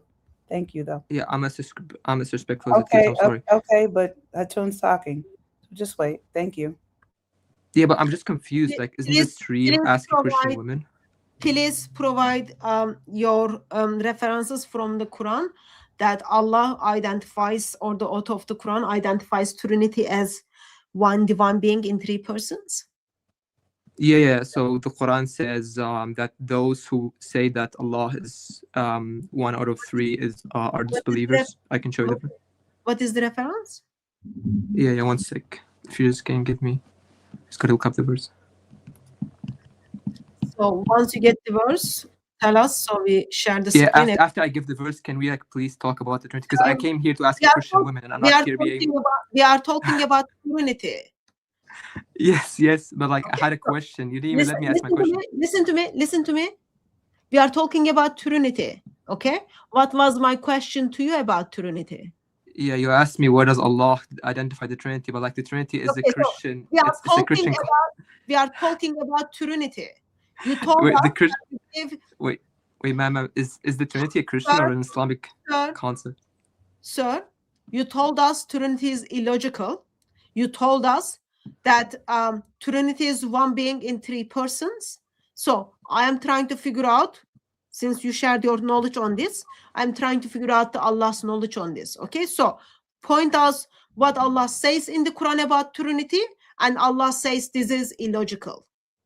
Okay. Yeah. So wait. Okay. Yeah. Sure. So firstly, we don't need any religious text to prove any point. We can use just our logic to prove. You don't need. Yeah. Listen, for example, so if we don't need the brain of Allah. Wait, ma'am. If I may answer. Wait, if I answer. No. You identified yourself as a Muslim. I am quite happy if you say you are not Muslim anymore. So basically, it's back to your question. You asked me what does. Then yes, I'm going to say okay. Wait, ma'am. Any logic. We don't need to go to Allah. That's what I'm going to say. But you identified yourself as a Muslim, so by default, I have an idea. Show respect to Allah. Okay, so now I have an idea. I have an idea. No, I don't need your ideas. I need the Quranic verse. Yeah. So wait. Okay. So I will give you the verse. I will give you the verse, but before I give it, can No, Sister K? I don't need before. Mr. Muslim, if you haven't picked up by now, I'll put it as simple as we can. Okay? You know, and you know I know, we talked before, right? You know that. And you know, even your mom knows that we talked before. So, I'm not going to go around the bushes. I want you to provide the Quranic verse where Allah identifies Trinity and then says this is illogical. Okay? I want God of Islam to tell me what makes Allah logic, what makes God logical, what makes God not logical. Okay? So, let's try it again. What is the verse? Yeah, so if you go to Surah 5, verse 73, there God says that those... Sir, let's put this verse on the screen. Patience. What did you say, sir? What verse did you say? 573. Surah 5. 73. 73. Okay. Have it here. Before I press go, can you just repeat my question for me so everyone knows what we are looking for? Yeah, we're looking for where God identifies the Trinity and why the Trinity is impossible. Yeah. Okay. So that's where we are looking. Yes, go ahead. Yeah, so here God says that those who believe or those who claim that God is three or like one of three, they are disbelievers. And he justifies this by saying there is no God except one God. So here Allah apparently makes, or like God makes apparently a claim that there are certain people who believe that God is going to be triune, and this would lead to polytheism because there's only one God. Okay, and, so let me and pause. if you need, wait, I didn't even finish. No, let me pause you there because you already made a couple of statements. Sam Shamoon. You're not Sam Shamoon, man. Just let me finish, okay? Then Saint. Hey, Saint. Sister. Yeah. So, okay. So basically, if you want a justification for why God says this, or we can use our logical conclusions to justify the fact that the Trinity is going to be impossibly logical. Okay, so thank you very much for using your own brain. Let's bring the brain of Allah. Okay, so now in the brain of Allah, Allah shared his brain in his word, right? Quran. The verse is on the screen. Okay. Oh my God. Where does it say that there are people who are going to believe in Trinity? Therefore, that's illogical. Show me that part in the verse. Yeah. So we can just conclude that from the... Don't. We can. Sir, you asked me, can I answer? What the hell, yo, guys? It looks like you asked me a question. Am I allowed to answer? Am I allowed to answer? Like you want to spend the time in hell with Mohammed? Can I answer? Ahmad. So, hello? Where is the verse? Where is the part in the verse? Yeah. We can conclude that just from the verse. I don't have to conclude. Yeah, of course. Show me the part, okay? So I'm gonna read it for everyone. Listen, I'm gonna read for everyone. I'll just go with the Sahih International. Intention for that is it's easy to read it, okay? They have certainly disbelieved who say Allah is part of three. I don't believe that. And there is no God, I can prove it. One God. I can prove you believe in consciousness. From what they are saying, they will surely afflict the disbelievers among them as a painful punishment. So, where is in this verse? Allah is talking about Trinity, stating Trinity is one being in three persons. Yeah. This is just going to be the implications of your belief. The implication of your Trinity is going to be three. I didn't ask you for the implications. No, that's the implication. No, we use. Wait. Are you a rational person? Idiot. Are you a rational? Mr. Idiot. I admire your confidence with the knock of knowledge that you are speaking. Okay? But I want to go with Allah. I don't want you to jump to hooks. Okay? I ask you simple question. You come here to answer that simple question. You said, here's the verse. Wait, can you show me? I cannot find that verse in this verse where it says one being in three persons. Wait, can you show me where Yahweh defines the Trinity as three persons? I'm not talking about Yahweh. No, right wait. now. We're talking about the God. Trinity. We're talking about where does Yahweh define the Muslim. Trinity as three Mr. persons, one Muslim. substance? Mr. Muslim. Where does Yahweh define the Trinity as three persons, one substance, please? Mr. Muslim, your pretty please is not gonna work because you know you lied. Where did I lie? Where did I lie? I literally told you use implications. Told me we don't use implications. I didn't ask you. Show me the Trinity without implications in the Bible. I didn't ask you. You know what I asked you because I asked you to repeat it for me, right? You repeated the question. There is literally no reason for you to find your mother's skirt and hide behind it. Literally, there's no reason for it. So, you pointed out Surah 5 verse 73, identifying Trinity and then expressing as illogical. If Surah 5 verse 73 is what it is on the screen, I don't see it. So I'm going to give you last chance. Okay? Yes, sir. Yeah, so, okay, wait, can I have time to talk without you interrupting me? I already gave you that chance. You talked and you didn't answer my question. You are going down. Okay, let's take the next question. Next caller. Hello. Hello. Hello, sir. Who are you? My name is Shmuli. Are you Muslim? Are you Christian, sir? Yes, I'm a Muslim. You are Muslim? Yeah. Why are you Muslim? Because I perceive it to be the truth. Sorry? Because I perceive it to be the truth. Okay, you think being Muslim is truth or Islam is truth? Yeah, I think I think Islam is true. Okay. And being a Muslim is also true. Okay, so give me your top 5 reasoning that you come to conclusion that Islam is the truth. Sure. Moon splitting. Moon splitting? Yeah. What is the verse for that, sir? It's in a hadith. I It's don't remember if it's in the Quran, but it's in the hadith, definitely. Okay, so you believe Islam is truth because moon split, or you believe it's a miracle is done, therefore it confirms Muhammad is prophet? Yeah, the latter. Because Muhammad did a miracle and then confirms that? Yeah, he did a miracle. Okay.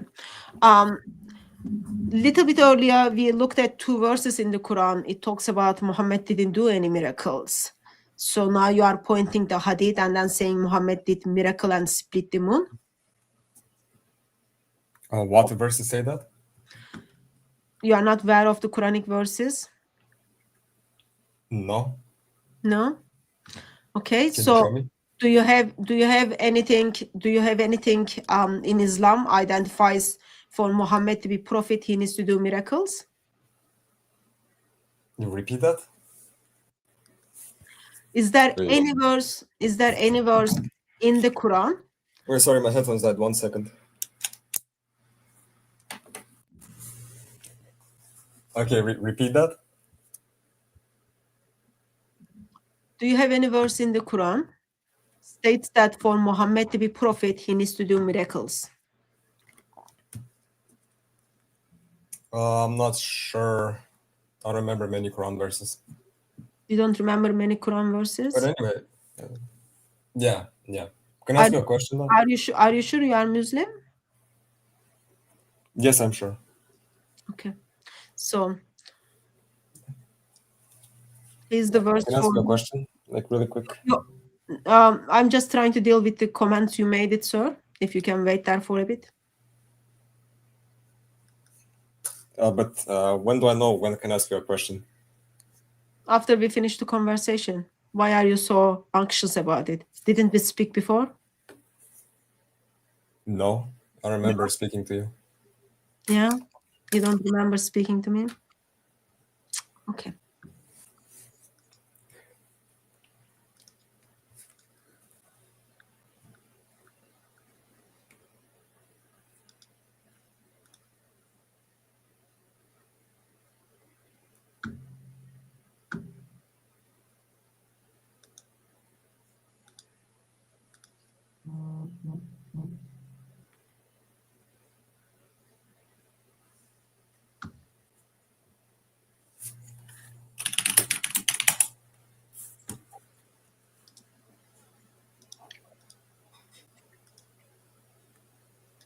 Are you able to see the screen, sir?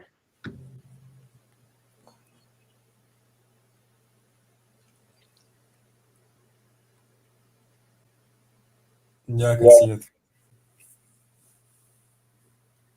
Yeah. Can you read it for me? No, you just turned it off. Sorry, just a second. I have it also if you want me to.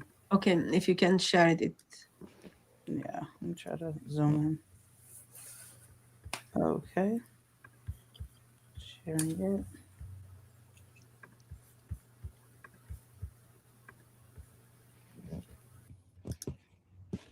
Let me pull out.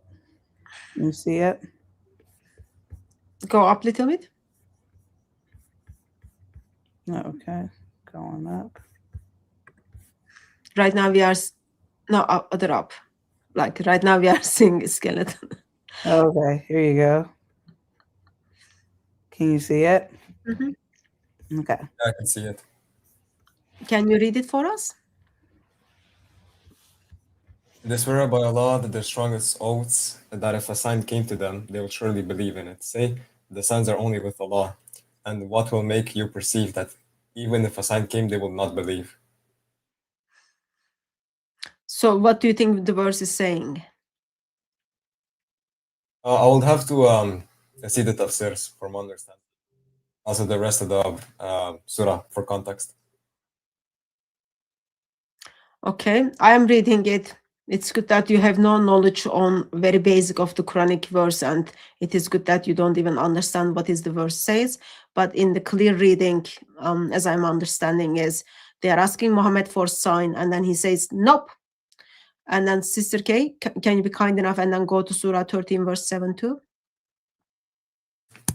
Well, you don't really just interpret out of your own will. You have to look at the rest of the entire chapter and also all the tafsirs and such. Look at what? Yeah, the rest of the chapter. Verse and the chapter? I thought Quran is well detailed, well explained in every I said the entire chapter. Did you say 13? I'm sorry, sister. 1-3, verse 7. Oh, 7. Okay. Can you see that? Yeah. And those who disbelieve say, why has sign not been sent down to him from his Lord? You are only a warner. For every people is a guide. People are asking Muhammad for sign, miracles. Allah steps in and then says, nope, you are only a warner. So according to Quran, there is no miracle Muhammad did. Yeah, well, you're interpreting only one verse. And that's relation. So then can you give me a verse from the Quran? I give you, this was my second verse. Can you give me verse from the Quran that says, yeah, Muhammad is the man who is going to do miracles? Yeah, 1 second. And then also go a little bit further. Give me the verse says criteria for prophethood or for religions to be true. There must a prophet of that religion must do miracle.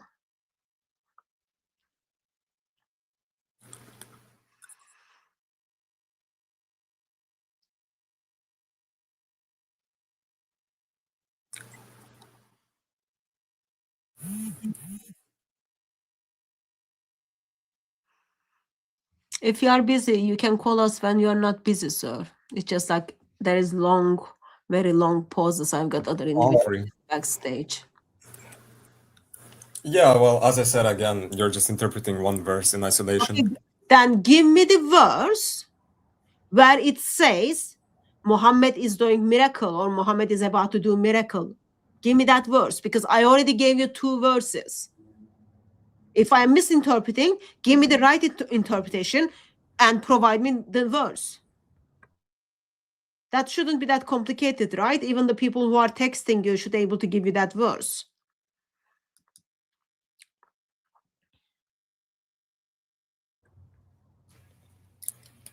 Should we play Jeopardy music? You can sing if you want.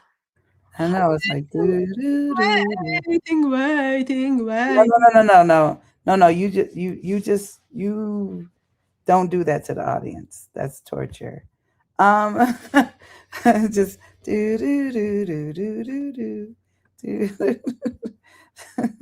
it's a game show. I'm waiting for the Quranic verse. Yeah, so Muhammad. Sahih al-Bukhari 4868. Sahih Is that a Bukhari. Quranic verse? Second, Sahih Bukhari.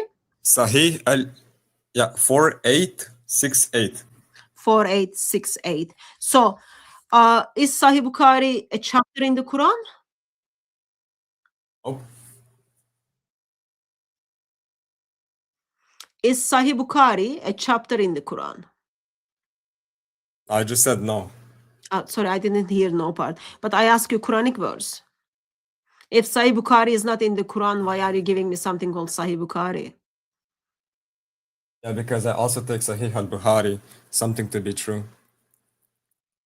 Okay, so can we agree that you don't have any Quranic verse?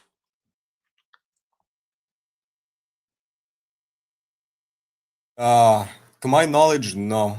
Okay, so there is no Quranic verse. We are getting to No, I Sahih. didn't say that there is no objective Quranic verse. I said just to my knowledge.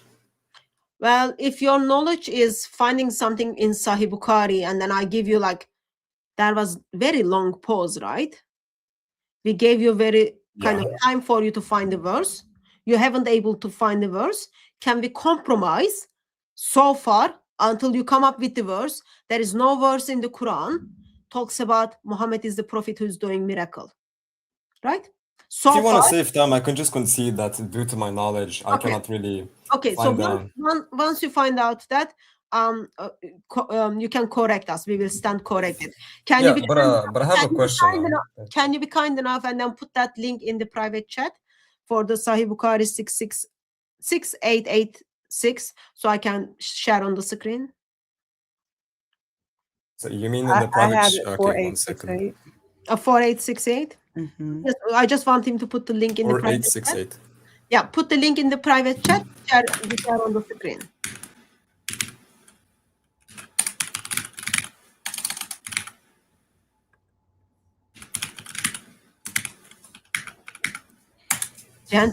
Gentleness is key. Your keyboard is suffering, sir. Okay, so share screen. Sahih Bukhari. It's on the screen, sir. Would you be able to read for us?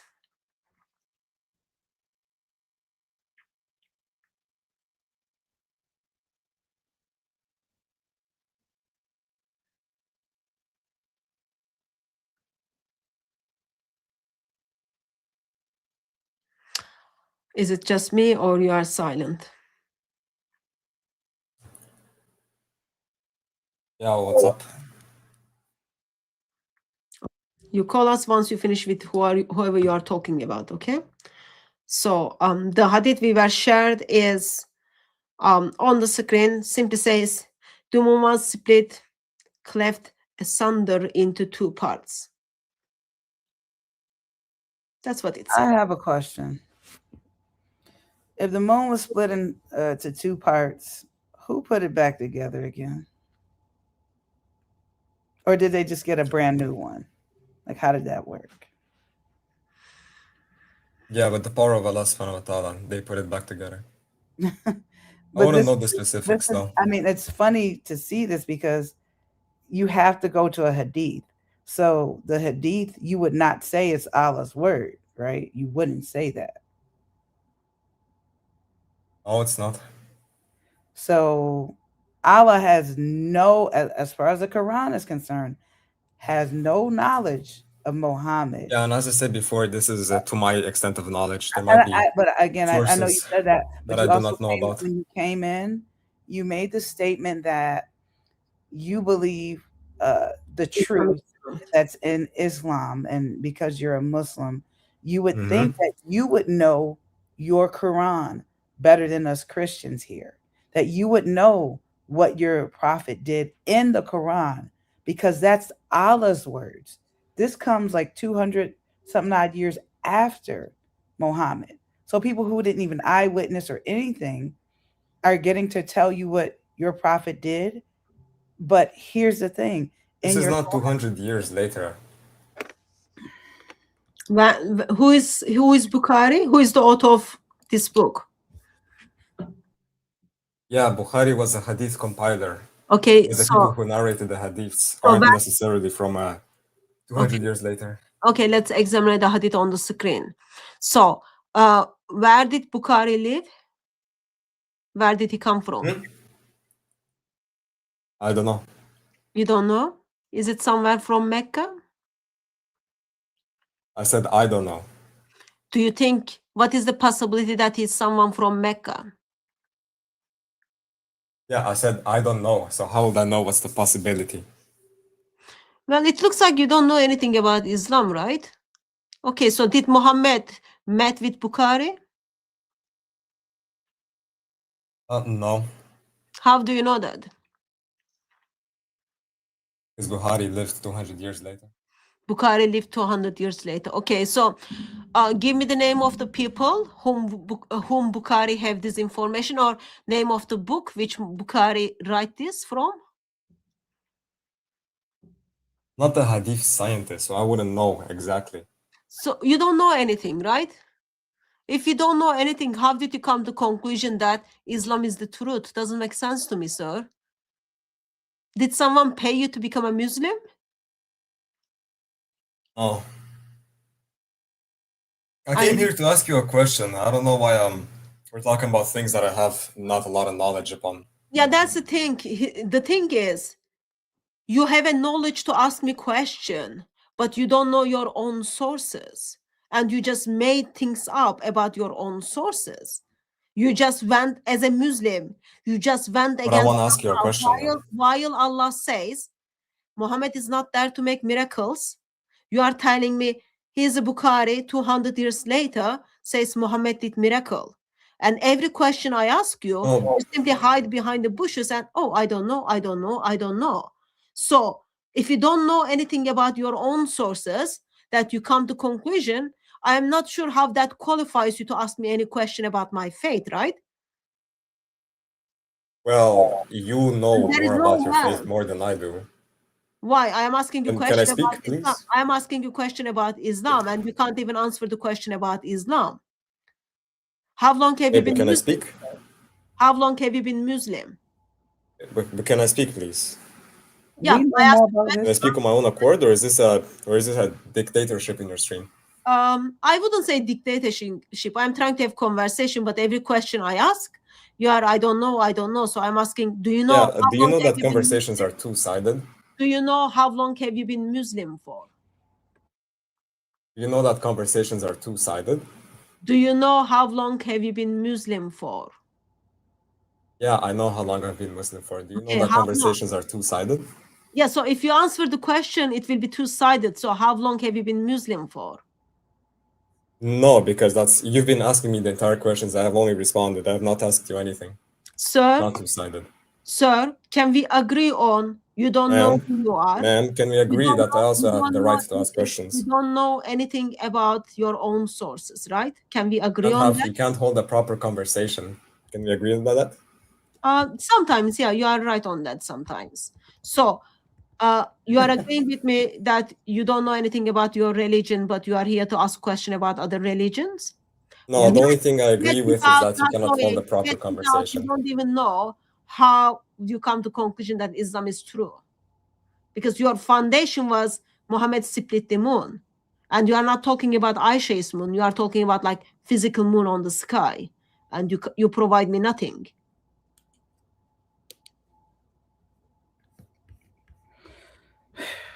I think, yeah. Can I ask you a question now? You didn't even respond. If conversations are two-sided, you should do a terrible job at responding. No, she's just not letting me ask questions. No, you just came up here to ask questions, not thinking that your religion would be challenged. That's what you thought. You thought you were going to smooth sail in here. Yeah, And because oh, the I name know of the live you stream thought it was is easy. You Ask a thought it was Christian an Woman. easy way, didn't you? But it's not. We just proved to you because you said you would know more about your religion than I didn't really prove would, anything. but To prove it's very something, you have to like interesting. bring up Okay, hermeneutics. you're talking over me. You're not a good communicative person either, sir. So what's very interesting is that we just proved to you we know more about your religion than you do. Maybe you need to go do some homework, sir, and read your Quran because you said you don't remember, you don't know, but she's taking you to task in your text and you seem to be struggling. I know Prophet Google, strong Wi-Fi be upon you. But listen, what you need to learn is that you don't know and you're trying to pose questions to other people. You just proved that you're not a good Muslim. You said Islam is the truth. And you can't even tell. You said you're going to Al-Bukhari is your God. Because Allah's word means nothing to you. Oh my God. Yes, you just Yeah, so you just can I ask a question now? just deflect. Okay, I asked you before. Whose word is more powerful? Is it Allah or is it Al-Bukhari? You clearly keep deferring to the Hadith Allah's word because is more you know powerful. nothing about your Quran. Nothing. And Allah said he was only a warner. So if he's only a warner and you can't bring to us, you got to Google it or something, bring to us a text in your Quran where it shows that Muhammad did miracles because we have other texts that are showing you otherwise. So, and you're an idolater, sir. You've committed shirk because Al-Bukhari is your Allah. Okay, can I ask my question now? You can deal with what I just addressed. That's a part of communication, is dealing with what was addressed to you. You avoided Hatun, what she said. Yeah, I can deal with it by looking up, finding knowledge by myself, asking scholars. I'm looking for a question now. Okay, no, you can address what Hatun said, and then we can try to proceed. She did say that early in the conversation, after you answer her questions, which you have not done yet. So that was the contingency, right? Well, So I did.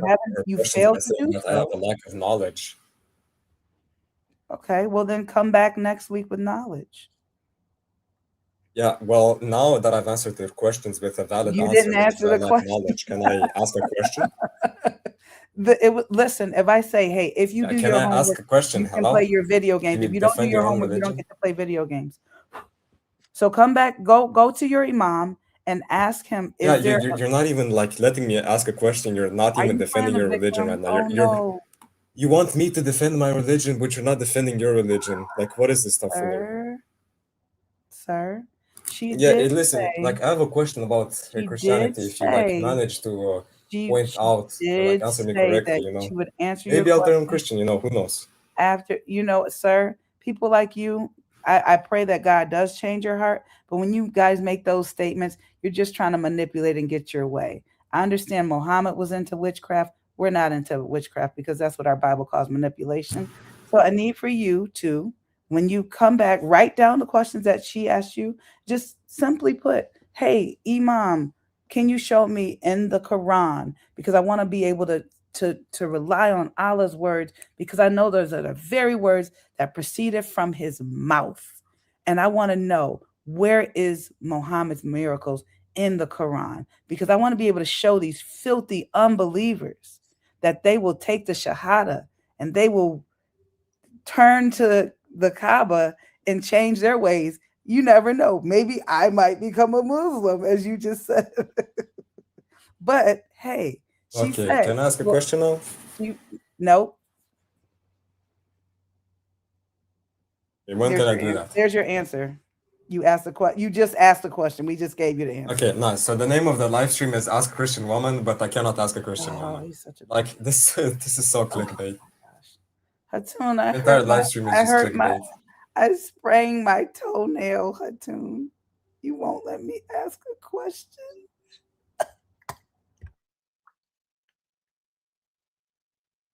Why are you acting like this? You're like a man-child.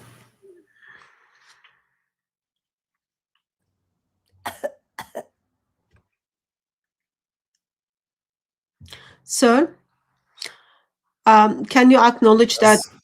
Can you acknowledge that since you don't know anything about Islam, you simply lie to us when you said you looked into Islam and you come to conclusion that Islam is truth?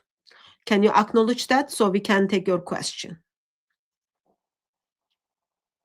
No, I'm not going to acknowledge that. Okay. Because In that's a that lie. case, can you be kind enough and then call us next time when you do a little bit homework on very basic of Islam, and then we talk then. Thank you very much for calling in. By the way, if I'm acting like a child, I'm old enough to be married to Mohammed. Just so you know, I'm acting like I could be married to Mohammed. Let me take the next caller. Hello. Good day. Hello, sir. Who are you? Are you Muslim? Are you Christian? I'm a Muslim. You are Muslim. Why are you Muslim?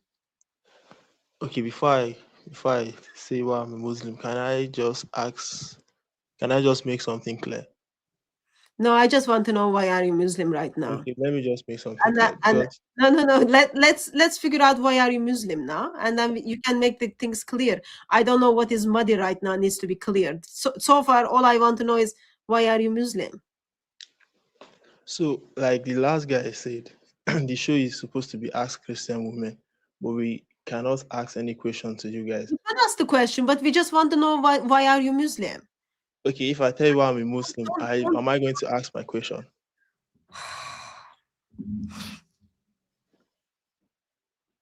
Okay, I'll take that as a yes.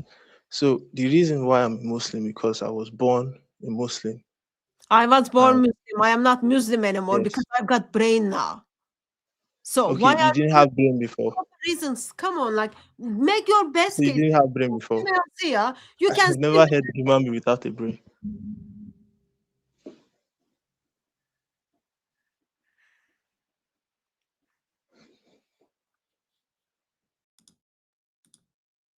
Hello.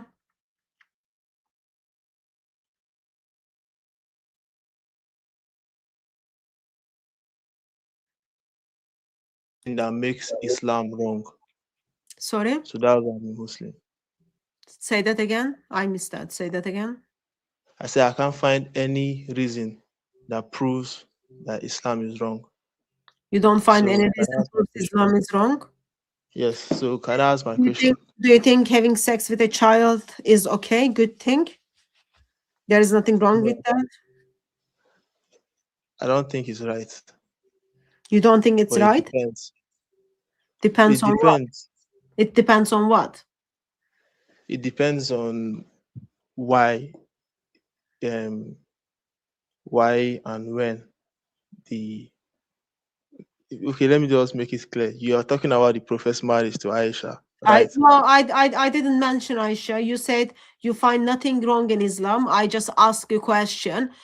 Do you think is it right to have sex with a child? You say no, and then you are saying it depends, and then you are thinking It's not right. Ahmed. It's not right. It's not right. Okay, so then I'll ask the next question. If it is not right, why do you follow a religion that you just told me something is not right in it? The religion you follow allows you to have sex with a child who is not bleeding yet, right? No. No? Yes. Okay, so make your case for age of Aisha and make your case for Surah 5 verse 4. Surah what? Sorry, make your case. I'm listening to you. You've got my full attention. Okay, but can I ask my question because I believe that I'm supposed to ask a question first because you are the host. Yeah, I am the host. I'm just trying to get to know you, sir. Okay. So you You said said there 60. is nothing wrong. Mm-hmm. You said there is nothing wrong having sex with a sorry, you said it's depend on the No, no. circumstances. So I'm just Okay, trying to, let me make it clear. Let me I make don't myself know. clear. It's wrong to have sex with a child. Okay, It's was wrong Muhammad wrong when Muhammad had sex with a child? with his wife. Was Muhammad wrong when Muhammad had sex with a child? I didn't He say had who. sex with his wife. This is two different things, and she When, wasn't, according to the law of that time, she wasn't sir, a child. listen to my She was matured. listen to my question. Listen to my question. Okay. You said it is wrong to have sex with a child. Was Mhm. Muhammad right or wrong when Muhammad had sex with 9 years old, a child? His wife. If his wife you are talking about, then I don't think it's wrong. I didn't identify the person. I'm not asking what is the job of the person. I am asking the person who is the child Muhammad is having sex is 9 years old.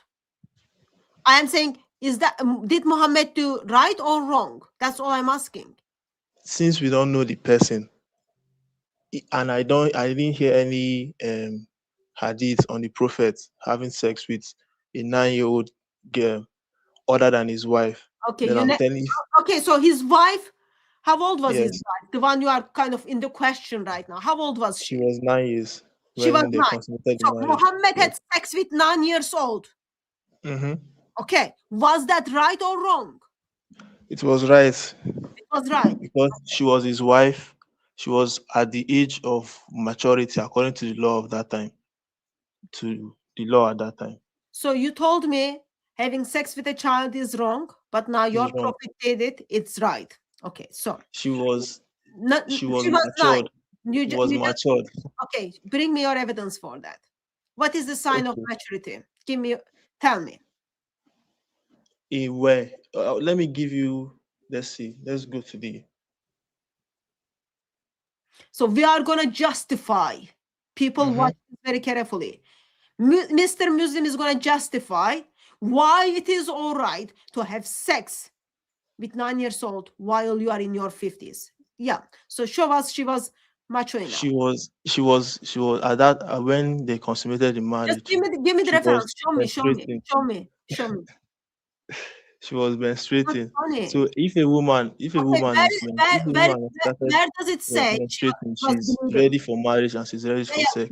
Yeah. So the moment she starts bleeding, she's ready for Yes. marriage according to you. Show us that she was bleeding.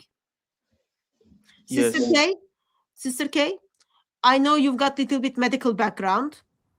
So can you be kind enough and then tell me why medically it is not right to have sex with a girl who just start bleeding? Did her boobs grow enough? Is her No. private part is big enough? No. Okay. So Mr. No. Muslim, make your case that she was old enough, mature enough.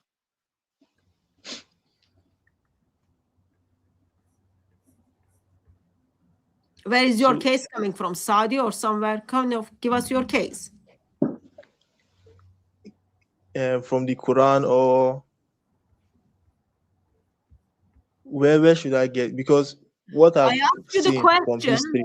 Mr. Look, Muslim. Mr. Muslim, I ask you the question to bring evidence that she was mature enough, and then bring your evidence that she was bleeding, so she was old enough to have things on her. Okay, so put your evidence. Come on. Wait, I don't understand. Okay, let me see. Which part you don't understand? You made a claim. I'll put it like as simple as I can. You said she was bleeding.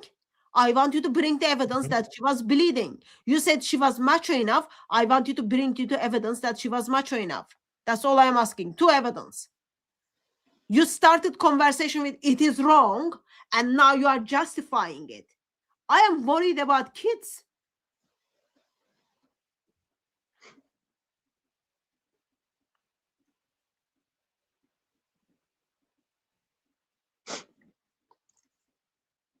I'm coming. Let me check.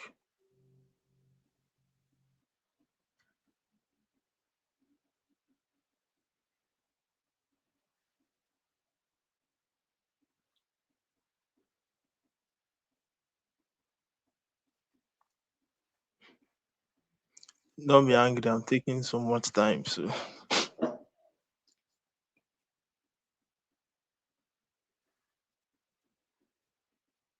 I think we need to get you a soundboard. We need to invest in a soundboard for you, Sister Hatun. Hmm? No, I'm talking to Sister Hatun. I said we need to invest in a soundboard for you and just get you different sounds that that would just play while they're waiting,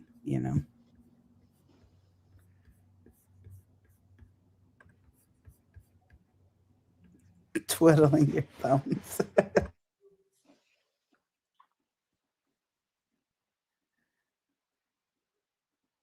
So we are waiting.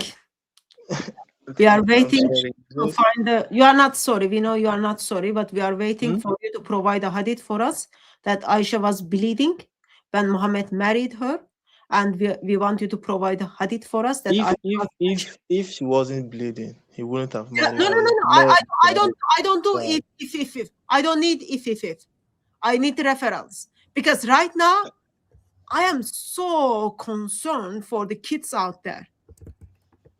I want you to give me the reference. I think it's whole live stream, like everyone who is calling in, almost everyone, it's just like, let me lie about Islam. Let me lie about Islam. We're not lying. We're Come saying on, the give me truth. your reference. Give me your reference. I don't need if. I need reference. And Sister Hatun, whenever he's gonna find you that source. I believe in you, buddy. You'll find it. Why are you laughing? Don't. Hey, if the encouragements were able to rewrite the Islamic tradition, we would have different Islamic tradition. Encouragements are not good enough, sister. Oh, okay. Go ahead. Yeah, put your encouragement skill. I'm sure that is somewhere. All you need to do is play with the Arabic. Come on. We are all looking at the word blood. Come on. Blood was coming from her. That's all we are looking for. I just was holding out hope because he calls in and I know he's gonna have a source today. I just know it. I feel it in Allah's shin bone. I just know there's no any authentic hadith that say that there is no. Yes. Just a second. Say it again, sir. There is no any authentic. Any that say that explicitly say that she was bleeding, but we know that she was bleeding. If not, the Prophet wouldn't have married her. Just a second. So there is no authentic hadith says that she was bleeding when Muhammad married her, but you know she was bleeding. Were you there? Were you getting your tampon or something? Nope. No. How do you know then? You just because the Prophet wouldn't have married her if she wasn't, and the father wouldn't have given her if she wasn't. It was the right time for her. Look, Mr. Muslim. Mr. Muslim, if there is no any authentic hadith says that. Why did you lie? Point one. And look. Okay. Can I? Okay. Any of the authentic hadiths out there? Okay, there's no any authentic hadith. That says that she wasn't. Can I engage Sister Hatun or? Go ahead. Hey, sharing pain is good. Go ahead. I'm an optimist. I believe in you, buddy. You're gonna find it. Okay. Yeah. So, geez, you both are going against me. My goodness, my feelings are hurt. I cry easy. Can I share my screen, sister? No, you know what? Before I share my screen, I just want to ask a couple questions of you, Mohammed. Right? Did I get your name right? Mr. Muslim is fine. Go with Mr. Muslim. Okay, I've narrowed it down. Okay. Is there a certain limit of time where a girl can play with dolls? According to the Quran, yes. When do they have to stop playing with dolls? When they're an adult. What does that mean when they're an adult? Like, what does that mean? Like, do you get your driver's license? When they start bleeding. Oh, when you start adulthood in Islam for women is when we start bleeding, menstruation. Okay, so when they start when they start bleeding, they don't play with the dolls again. Is that what I heard? Yes. Okay. So, and just for clarity and just to set the background, when did Mohammed die from that? Lamb He leg. died. He died at age 53. Yeah, but what He died age what? 60, man. Or 50. 60, sorry. Okay. 63. I know it's too bad at 150. We wouldn't probably be having to deal with this. But anyways, so if he died at 60, what year was that? Just about. Hatun, can you help me on that? I know that, but can you help me on that? I What think year? it was 632 or All 633. right. See, look at Hatun, look at he got the sources. Anyways, so okay, he died in 632. His expeditions, we can see that he was not a peaceful person. He went on various warlord expeditions fighting people. Now, I'm going to bring this up here, and it's only like 2 years by which these battles occurred. And it was 2 years before he died. Let me get this hadith. Can you see that, sister? Not sister, you mean Mr. Muslim. Can you read? Or, yeah, can you let me zoom in. Can you see that? I'm zooming in, so When it the should be a messenger little of bit of a Allah, delay. I can see it. Would you read it for us? Yeah. Just read it for When us. the messenger of Allah, peace be upon him, arrived after the expedition to Tabuk or Khaybar, the narrator is doubtful. The drought raised an end of a curtain which was hung in front of her storeroom, revealing some dolls which belonged to her. He asked, "What is this?" She replied, my dolls. Among them he saw a horse with wings made of rags, and asked, "What is this I see among them?" She replied, a horse. See, he asked, "What is this that it has on it?" She replied, "Two wings." He asked, "A horse with two wings?" She replied, "Have you not heard that Solomon had horses with wings?" She said, "Thereupon the messenger of Allah, peace be upon him, laughed so heartedly that I could see his molar teeth. Okay. So this is Sunan Abu Dawood, 4932. Grade Sahi. I'm just gonna stop right there, okay? I'll stop sharing my screen. The reason I'm bringing this up. No, keep it on the screen. Keep it up. Okay, I'll keep it up. The reason I'm bringing this out is that this is Tabuk or Khaybar is you're looking at either 628 or 630 for these battles. Okay. So when Mohammed dies in 632, by this point, she's about 18 when he dies.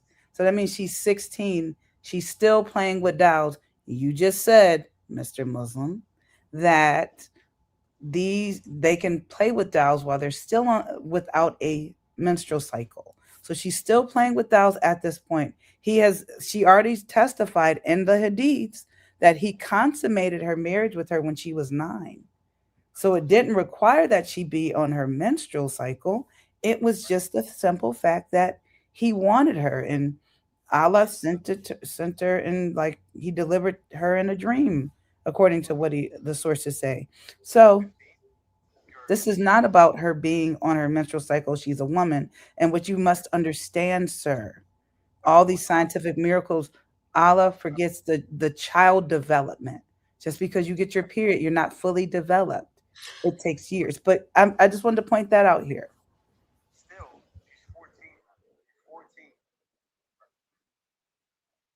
Where are you getting help from, sir? Share with us.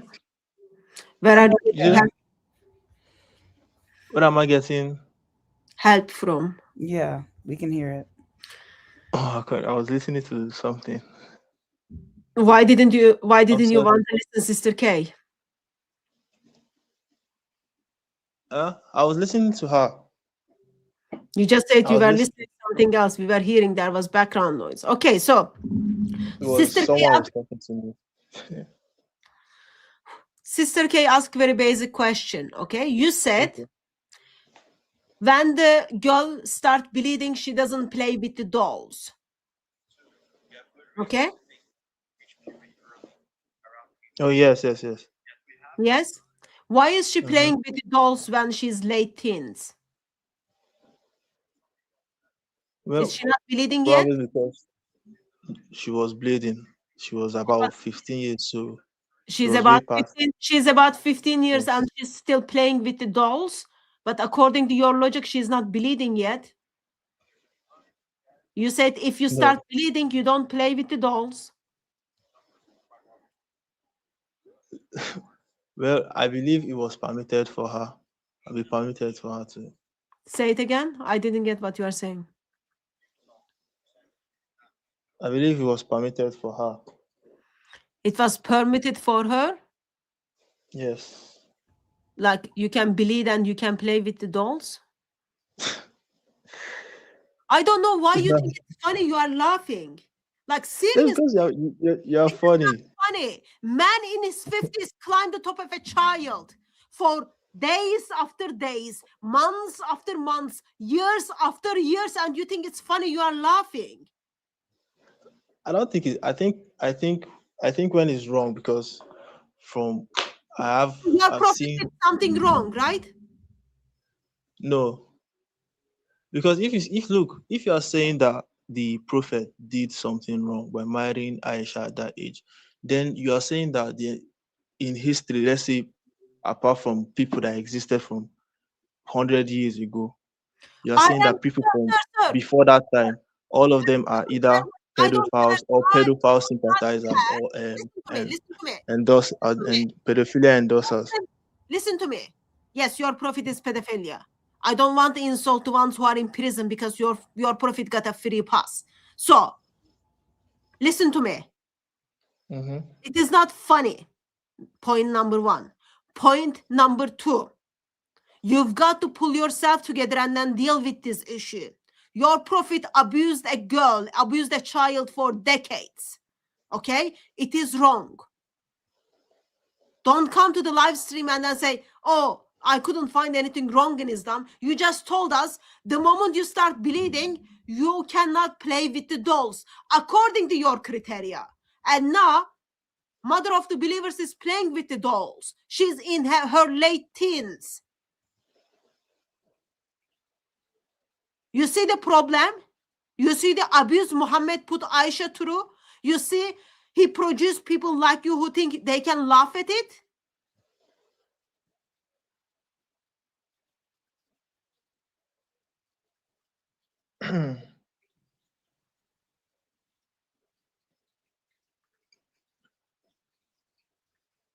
Oh, can you guys hear me? What? We can hear you, sir. We Okay. can hear you when even you are not speaking. We can hear your breathing stuff. Okay. Does Sorry. it bother you that your Mhm. prophet had a sex with a girl who wasn't bleeding yet? She was bleeding. If not, he wouldn't have had sex with her. He consummated the marriage. How do you know she was bleeding? Were you there when she was having her periods? Because according to this, she's in her late teens, and she's still not bleeding according to you. She's playing with the dolls.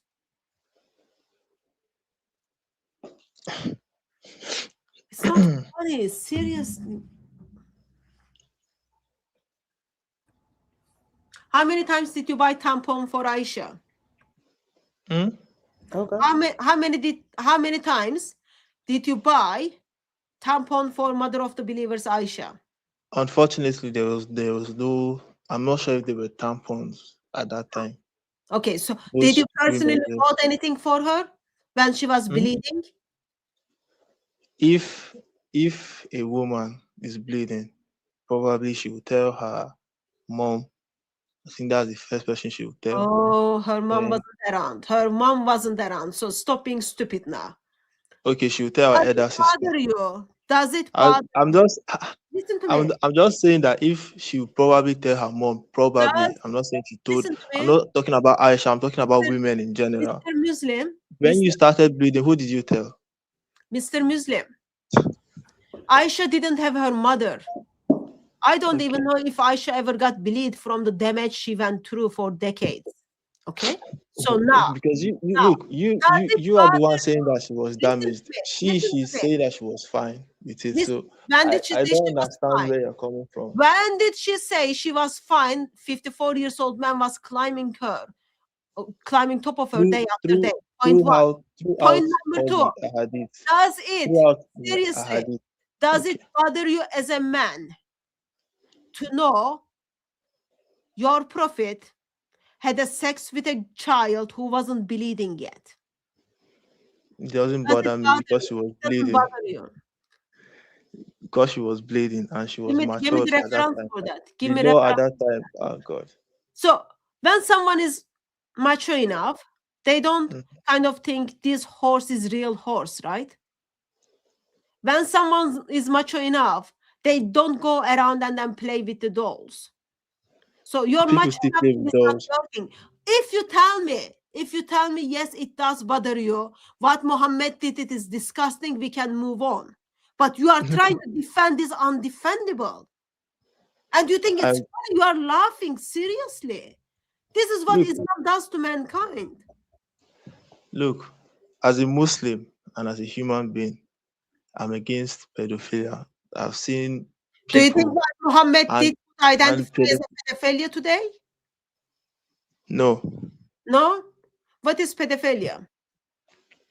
I think pedophilia is when a man is sexually attracted to children. Okay. And I think they have different ages, and I think pedophilia is about the age of 12 to 14. I don't know, but I know they have someone under different 14, ages. right? You think someone under 14? No. It's not only someone under 14, but I think there might be people who I think they are like 6 to 9. I've forgotten, but it's not only just kids in general. There's pedophilia and there are other listen to describe different ages. So pedophilia is when man is sexually attracted to the child. And probably when he rapes a child. Yes. When he rapes a child and when sexually attracted to child.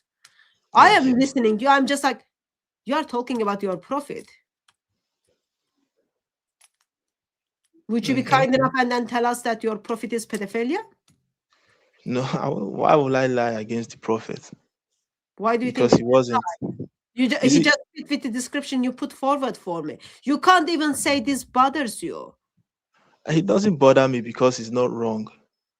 The law at that time, she was perfectly ready for marriage, and she got married, and he consummated the marriage. It was something that was normal at that time. Girls are that when a girl starts having menstruation, she is ready for marriage. It was all over the world. You told me there is no authentic hadith that she start bleeding. And there's no any authentic hadith that says she wasn't. And when we look at the evidence, we will see that the prophet wouldn't have married her. What is the evidence? I am looking at evidence. I'm not seeing that. Give me the evidence you have. Makes you to conclude that she was bleeding. Just one thing. So when I've told you, look, the prophet wouldn't have married her if she wasn't. Why? Her father wouldn't have given her out if she wasn't. The marriage wouldn't have stand if she was. Now it wouldn't have stood if she wasn't bleeding. Where does ever Mohammed says, I'm not gonna marry a child who is not bleeding yet? Where does Mohammed say? In Islam, the criteria for a woman to get married is when she has her menstruation. Where is that criteria? Emotionally matured, when she understands. Show me the criteria. Oh, God. I know, you need God. Come on, God, help him out. Show me the criteria. Maybe you do, because you show me the criteria. Because right now I'm like so on the edge of calling the police and then report you. No worries, you will get free pass like your prophet. Police simply on your side in here. Come on, give me the references.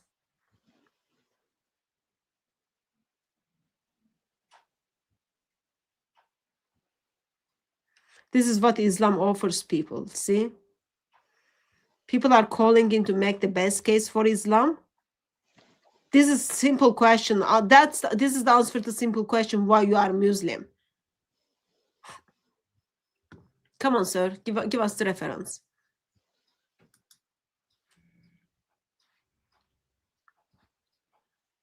Okay, in Surah and Nisa, Yeah. Put it the says link in that. the private chat. Hmm? Put the link in the private chat.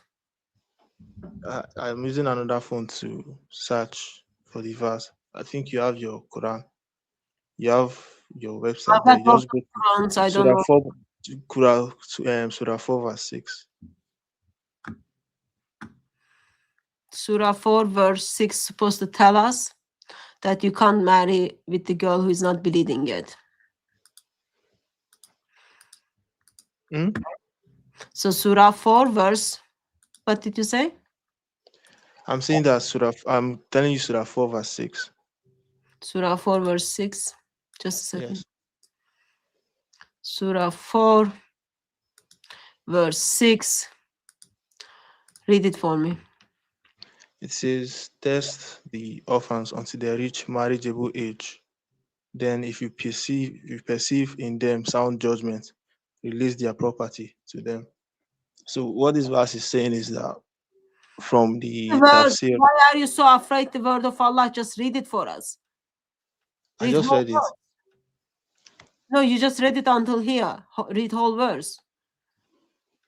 About Okay. orphan kids. We want to hear about the orphan kids. They are gonna set the scene for this is the time you can marry when you start bleeding. That's what we are looking since. Yeah, come on, read it for us. And try orphans as regards their intelligence until they reach the age of marriage. If then you find sound judgments in them, release their property to them, but consume it if not wastefully and hastily fearing, and they should grow up. And whoever amongst guardian is rich, he should take no wages, but if he is poor, let him have for himself what is just and reasonable according to his work.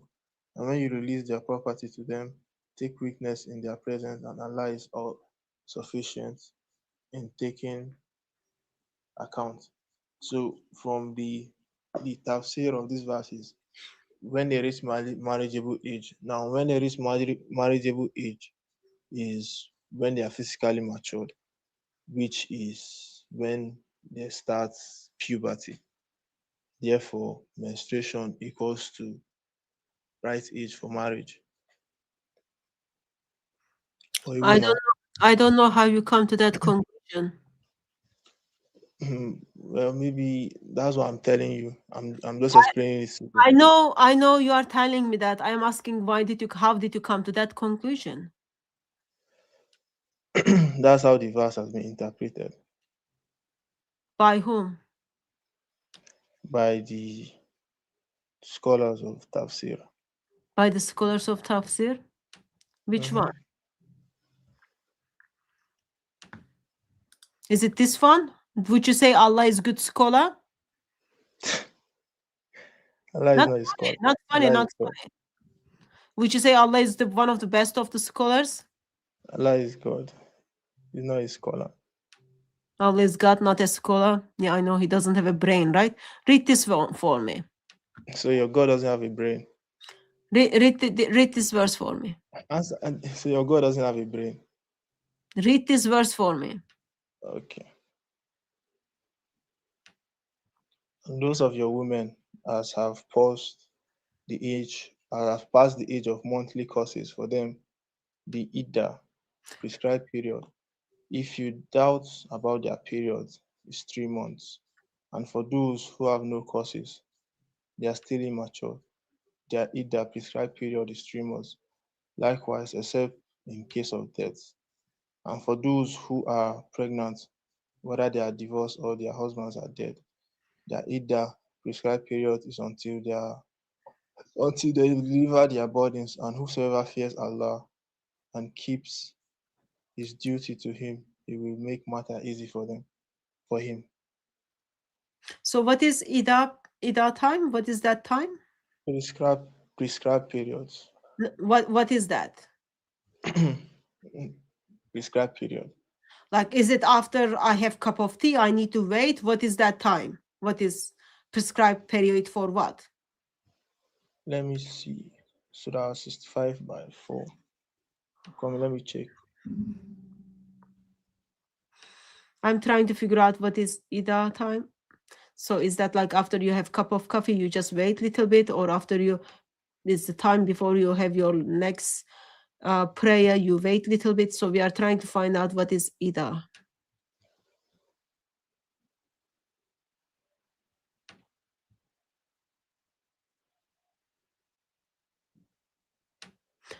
There is someone just jumped into the backstage. I'm sorry, I can't take you because once we finish with this call, we will have to hang up the stream. We're supposed to be live for 2 hours. We are already over 25 minutes. Please call in next Friday. Thank you. What about Sunday? No. Just you tell me what is Ida. Okay. Let's see. Okay. Ida waiting period. I think For what? for okay. For what? For cup of I tea? think For a waitress? it's my first time seeing this verse, so I think probably it will be for either divorce or for marriage. So what is that? I didn't get it. What is it Ida for? Either divorce or if a woman wants to remarry, or if she wants to marry. So you get Or she- divorced. If you want to get married, you have to wait for a certain time. Yes. Okay. So when you are married, what do husbands and wives do? They have sex. They have sex. And then you wait for how many months in here you have to wait according to verse? Okay, if you divorce if a woman divorce her husband, she has to wait for 3 months. 3 months. Okay. And Yes. what is the purpose of that 3 months? The purpose of the 3 months, well, it's because let's see. So in order for the Husband, divorce to listen to me. fair. Husband and wife had a sex and then they got divorced. She has to wait for 3 months. For what? That's the waiting period. For what? By the Waiting prophet. period for what? I don't know. You don't know? Yes. Okay, she has to wait for 3 months. We don't know why. Okay.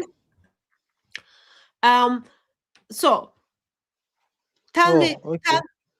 tell me who is the one waiting for 3 months according to verse? Okay, I can see now. Okay, I think this waiting period is for women who Yeah. have reached marriageable age but have irregular cycles. This either, I think. Okay, so woman who had sex got divorced. No, I think maybe I made a mistake. It's about waiting period. You made after a mistake to conception. choose Islam, and you made a mistake to defend Muhammad's marriage with a child. You made a mistake to defend pedophilia. You made lots of mistakes so far. Okay. Oh, I was right. I think you made a mistake to leave Islam because if you die in Listen, this I'm gonna help religion, you. you're going to Listen to me. hell. I'm helping you. Okay. And those women, as have passed the age of monthly courses, okay, for them the Ida is 3 months. Okay. Yes. So man and woman had a sex, they got divorced. She has to wait for 3 months to get married with someone else, right? Yes. And in this one, the woman who don't bleed anymore. Okay, that's like my mom, your grandmother, your mother. Yeah. Okay, old woman. Got it? Okay. And who is this group? And those who have no courses because they are immature. Who is this? Those who have no causes that because they are immature. Yeah, who is this? Who do you call they are not immature? They are too young, right? Yes. They are kids. The one like you will see on the playgrounds after the school, right? Right? Well, look, in Islam we believe that No. I don't. Let's look at the word of Allah. I literally right now don't even care what you believe. I am very much Okay. concerned for the kids. So now, Yeah, but first this is group is- translation. This is not the word of Allah. The listen to me. translator is trying to. Okay. Listen to me. There are 4 translations. If you don't like any of them, that's up to you. Let's look at the one you read it. Okay. When you read it, it was word of Allah. You had no problem. So first group I is never your said- mother. I said- Second group are the kids you see in the playgrounds. Okay. the And then verse what does not about say the that. third group? What about the third group? Who is this group? The woman who are pregnant, right? Mm-hmm. Okay. So you've got your mother, you've got kids, and then you've got pregnant woman.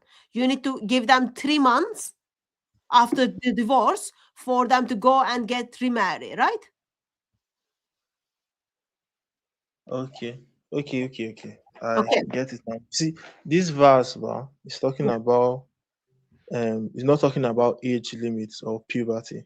It's talking about how long a woman will wait after divorce before Yeah. remarrying. Yes. In cases where menstruation cannot be used as a reference point Mhm. because maybe she has no cycles, Yeah. whether due to old age, young age, or irregular Yeah. irregular bleeding. Yeah. So some kids, when they are very kid, when they are like just toddler, when they're trying to learn how to walk, when they try to learn how to say no and more, they're not bleeding yet, right? So it says you divorce them. Before you divorce them, what do you do with them? You have sex with them. You divorce them and then you wait for 3 months for them to go and remarry. And without any shame, you are telling me Islam offers and allows men to wait until girl bleeds. Your Allah doesn't wait. Your prophet didn't wait. He waited. According to this verse. Look, there are young women or young girls who Yeah, young reach girls age of puberty who without didn't reach. menstruating. See here, see? They didn't reach. It's not Look, this is funny. Like, why do you think it's funny? I literally don't understand why do you think men to rape a child who is not bleeding yet is funny? And I don't really understand why you think men raping a child and passing that child around is funny. Passing the child around. Okay, your own problem is that they haven't reached they haven't started bleeding. That's your problem. That's not my problem. That is the problem Islam put to the world. That's not problem of all humanity. It's not my problem. Only problem is you don't think that's a problem. Okay, I look. How many times How many times did you have sex with a child? Did me? I don't have. Why would I have sex with a child? Well, your religion teaches you to do so. Are you better than your religion? No. No? You're not better than your religion? Yes. That's such a shame. Let me tell you my religion doesn't teach me to have sex with a child. Your book just There's read the verses with your own mouth and you took time to think about it and then you said, I understand now. And that's why I told you. That's why I told you. That's why I told you that in Islam there are some women, some girls who bleed maybe late, but they have reached the age of puberty, or so maybe this is what the verse is talking about. Go ahead, Sister K. No, you got it. Your maybes is not saving the life of kids. Let me tell you something, okay? Teachings of Look, if Islam. No, look, I don't want to look. I don't no, want let me to make look. something clear. Let All me make I want something to clear. do is, Let me all make I something want to clear. do is call the If 999 right look, now. So if here's the thing. Islam is the problem, I've checked the country with the highest cases of child rape or child abuse, sexual child abuse, and except for what's the name of this country, Afghanistan, you won't find most Muslim countries in the top 10. Why You is find why is UK, you Afghanistan find Haiti, you find all these countries that are majority Christian. Let So me if respond to Islam was that. the problem, I find it it's, strange that I feel listen to me. I find it strange that you took mm, Afghanistan out of the list. no, I say that except for I'll Afghanistan, I'll tell I you I'll tell you why it is mhm. like that in UK. Thanks to Mr. Muslims who end up in UK. Let me just Oh, that's a lie. let me just tell you. That's Okay? not fact. Let That's me not just tell you. factual. No If one goes, that's not factual. no one goes and then rapes a child and then say, oh, I did that because that book was saying beside Muslims. Okay? No one goes and then rapes a child and then say beside Islam. Oh, I'm just practicing what my prophet taught. So I find it is literally very disturbing that you started the conversation by saying this is bad thing, it is wrong. You couldn't find anything wrong in Islam. And then when we start talking about child marriage, you say this is wrong. And now you are on a throne justifying it. Okay? And it is really bad. There is a way you can simply say, this is what Islam is teaching, and I strongly disagree, and then I will stand for the rights of women. I will stand for the rights of kids. I will pass through the laws to stop this. That's not what you are doing. You are justifying what the verse is saying. And that is very disturbing. And in your justification, you've got these laughing moments. I find it's very disturbing. You know what? When you start harming a child, the way Lord Jesus Christ, King of Kings, is going to deal with you on the day of judgment, I don't even want to imagine. Okay? It is better for you. It is better for you. Other things happens to you instead of you stand in front of the holy just on the day of judgment. Very, very disturbing. 21st century. Muslim calls into the live stream and then says, yeah, she was bleeding. Oh, yeah, that's just for that child. Oh, yeah, that's for that. Oh, maybe. Oh, maybe. Your ideology is putting the life of every breathing man and woman in danger. Okay? There is a saying, even vegetables are not safe in Islam, let alone kids who are not bleeding yet. There is a problem in your heart. Your heart is so much darkened by the teachings of Islam.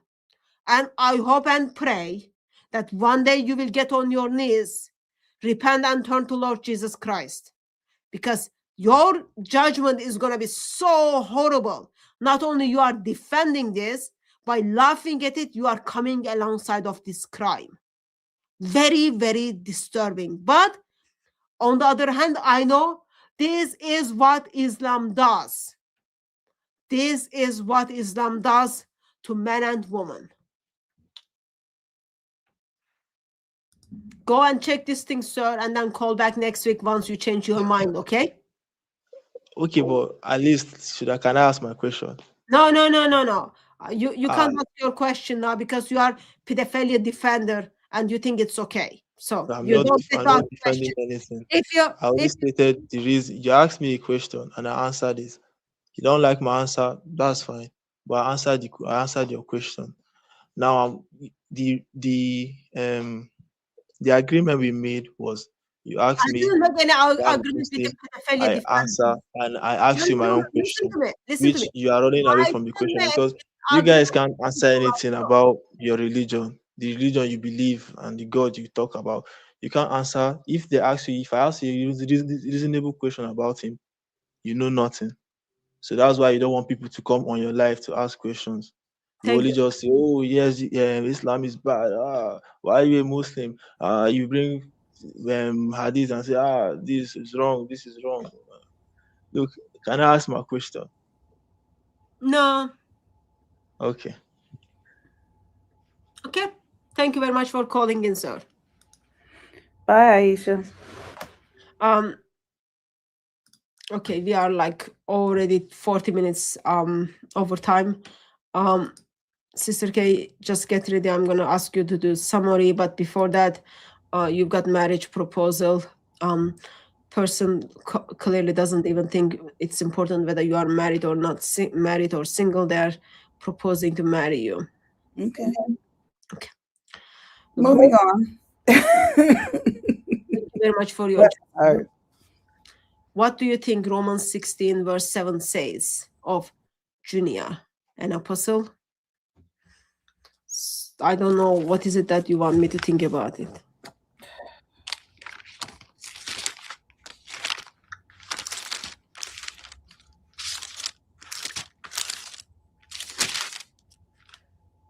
I don't know what angle you want me to look at it. If you are still in the chat, just confirm that.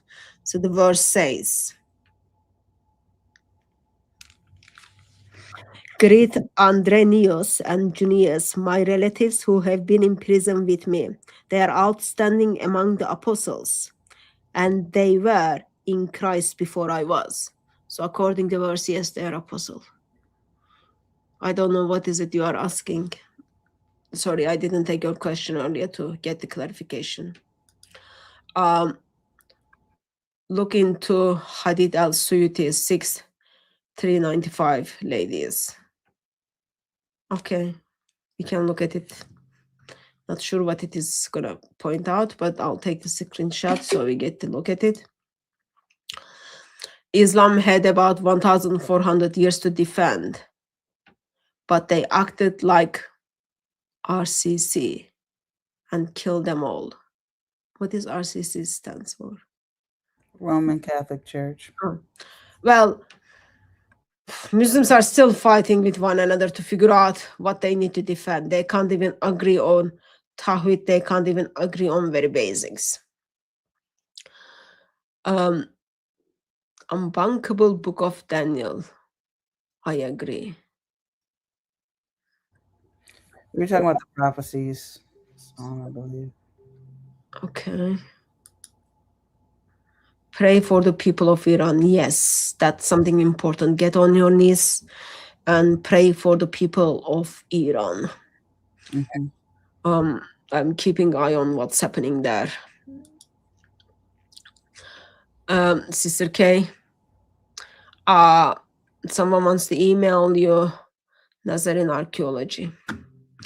My email address is hatun@dcciministries.com. Email me and make sure you put on the subject for Sister K. I'll pass it to her. Thank you very much for your generosity. Thank you very much, everyone, for your generosity. Sister K, would you be kind enough and then make your conclusion remarks? Yes.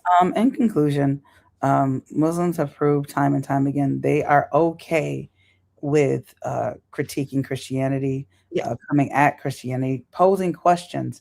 But when you try to engage them, what it is that they believe, why do they believe what they believe? Their sources, the historicity of their sources, or even the prophethood of their prophet, if that's even a thing, they don't know. They have no clue. They are standing in a glass house trying to throw stones, and it's not working out for them. When they that guy had an assignment from you a while ago, but I don't think he found it. But I was hoping he'd bring up sources today, but he tried. I guess I'll give him a T for trying. But ultimately, it's the gospel of God that's going to save these people from their darkness. Mohammed can't save them. Mohammed wasn't even sure of his own salvation. We can know through the blood of the Lamb that we are saved in Jesus Christ. It is his blood that washes us as white as snow, and he will clothe us, and those who are his cloak us in his righteousness. And for those that believe, that is the power of God. That is the gospel. He died for our sins. He rose on the third day, and this is all prophesied well hundreds of years in advance. And now he sits at the right hand of the Father, interceding for us. So let us as Christians go out and share the gospel, not just in these live streams, where we live, where we are, to make sure, because if we believe what we believe, we have a crucial message to give to a dying world.